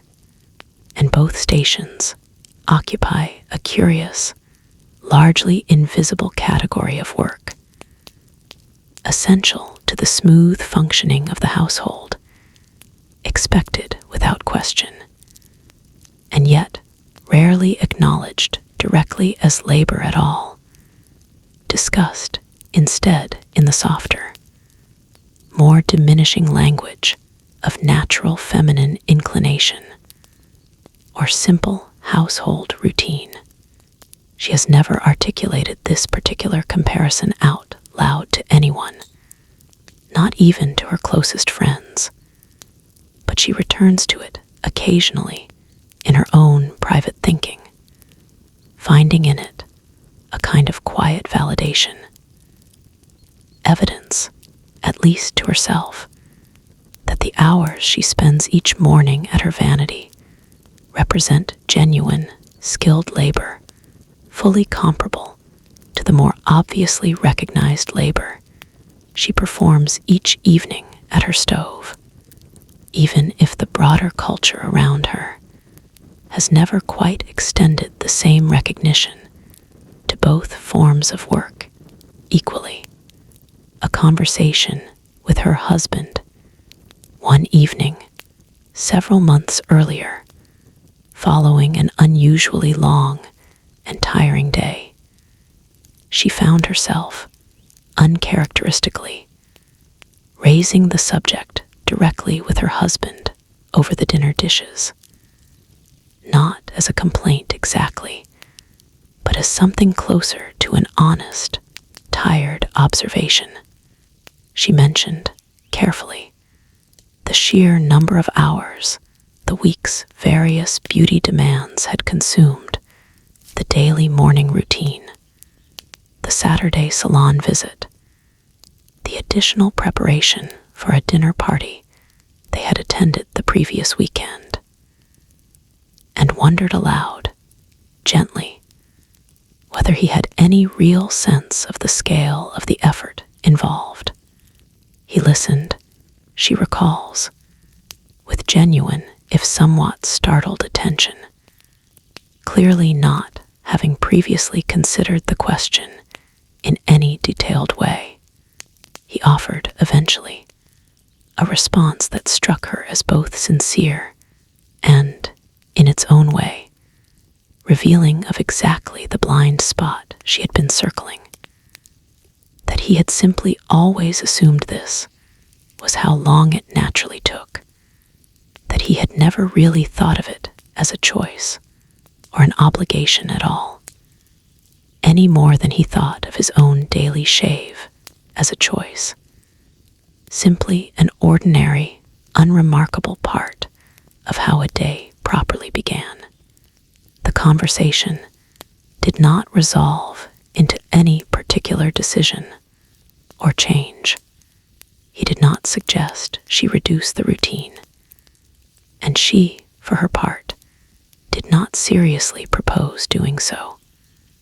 The whole exchange functioning less as a negotiation than as a small, rare moment of genuine transparency between them. An acknowledgement, spoken aloud for perhaps the first time in their marriage, that this particular domain of her life involved real, substantial effort that had, until that evening, remained largely invisible to him, absorbed so completely into the ordinary background of their shared household that he had never once paused to actually notice it. She thinks of that conversation occasionally on the more tiring mornings, less because it changed anything in any concrete way than because it offered a small, rare moment of being genuinely seen in this particular, largely unacknowledged aspect of her daily labor.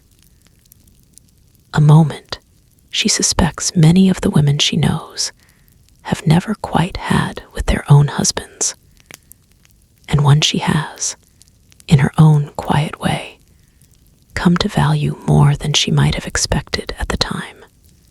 The last light in the house, by the time she finally climbs the stairs for the last time that night, every other light in the house has already been extinguished. Her husband's breathing down the hall in their bedroom has already settled into the slow, even rhythm of real sleep. The children's doors stand slightly ajar, the way they always leave them, small nightlights glowing faintly in each room, casting soft shadows across the hallway floor. She pauses for a moment at the top of the stairs, one hand resting lightly on the banister, and looks back down into the darkened house below, the kitchen, cleaned and put away for the night, the front room, the newspaper folded neatly on the side table where her husband left it, the small mudroom by the back door, coats hung, shoes lined up in a tidy row. Everything in its place. Everything ready without needing to be told for the morning still to come. This has always struck her as one of the quieter satisfactions of an ordinary evening. Not any single dramatic accomplishment, but this cumulative sense of a household properly tended, a day properly closed, a family properly settled into sleep under a roof she and her husband built together, one ordinary week at a time. She continues down the hallway toward her own bedroom, the last room in the house still holding any real light at all. The final ritual of the day. She settles once more onto the small cushioned stool at her vanity, the lamp beside the mirror, throwing its familiar warm circle of light across the tabletop, across the same jars and bottles that have accompanied her through every single morning and evening of the past 20 years. There is something almost ceremonial in this final, nightly return to the mirror.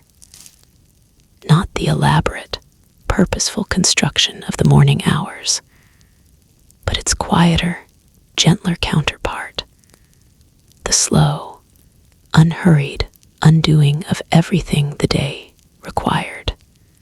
She works the cold cream into her skin one final time, the same slow circular motions she has performed since she was a girl of 13, watching in the mirror as the day's last traces of foundation and powder begin to dissolve and lift away. The water she splashes against her face runs cool rather than icy at this hour, gentler than her brisk morning rinse, more in keeping with the slower, softer rhythm of the evening itself. She applies her night cream with the same upward strokes she has used for 2 decades, though her hands move more slowly now, without any particular urgency, since nothing remains ahead of her tonight beyond sleep itself.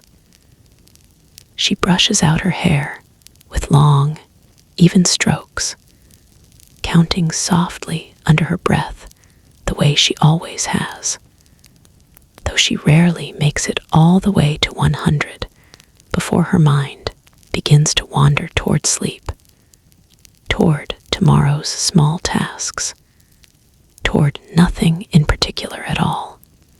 She winds the last of her hair into its rollers, secures the final clip, and ties her scarf loosely over the whole arrangement. Then she looks, one final time, into the mirror that has witnessed every single one of these nightly closings for as long as she can remember.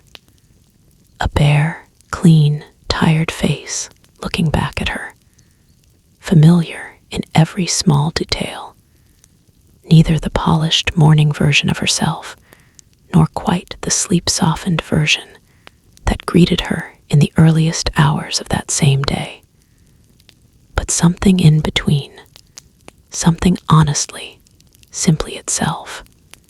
What remains when the performance ends?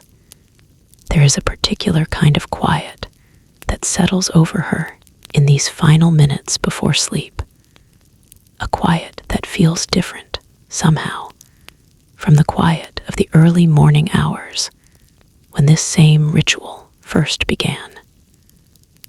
The morning quiet carries anticipation within it, the sense of a day not yet begun, a face not yet constructed, a full 16 or 17 hours of small tasks and small performances still ahead. This nighttime quiet carries something closer to rest, the sense of a day fully lived, a performance fully completed, nothing further required of her until the alarm clock, or her own internal sense of time, calls her back to the mirror once more. She has come to treasure these particular minutes, more than she might have expected as a younger woman, first learning this same ritual from her own mother's careful instruction.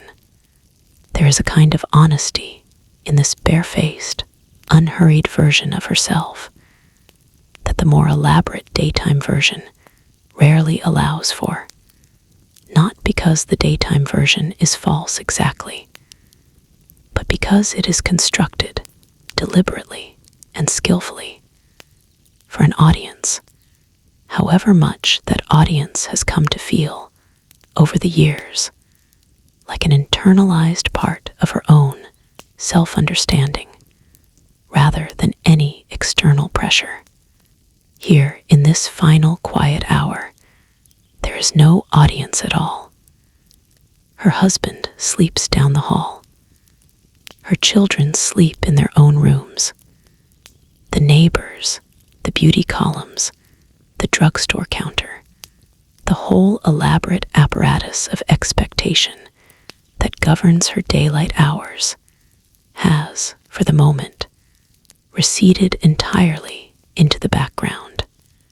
What remains is simply a tired woman at a small vanity table, her face clean, her hair wound carefully for the night ahead, preparing, in the most literal sense, for nothing more complicated than rest, a long, slow closing.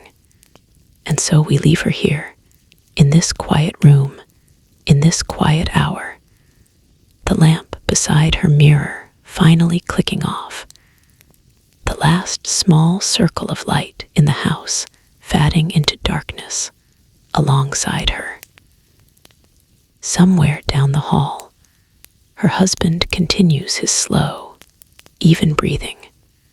Somewhere further down the same hall, her children sleep the deep, uncomplicated sleep of childhood. Years still ahead of them before they will fully understand the particular rituals their mother performs each morning and evening. Years still ahead before they will begin building their own versions of this same inherited discipline. Tomorrow morning, she will wake again before the rest of the house, before the milkman, before the paperboy, before the sky outside her window has finished its slow turn from black to gray.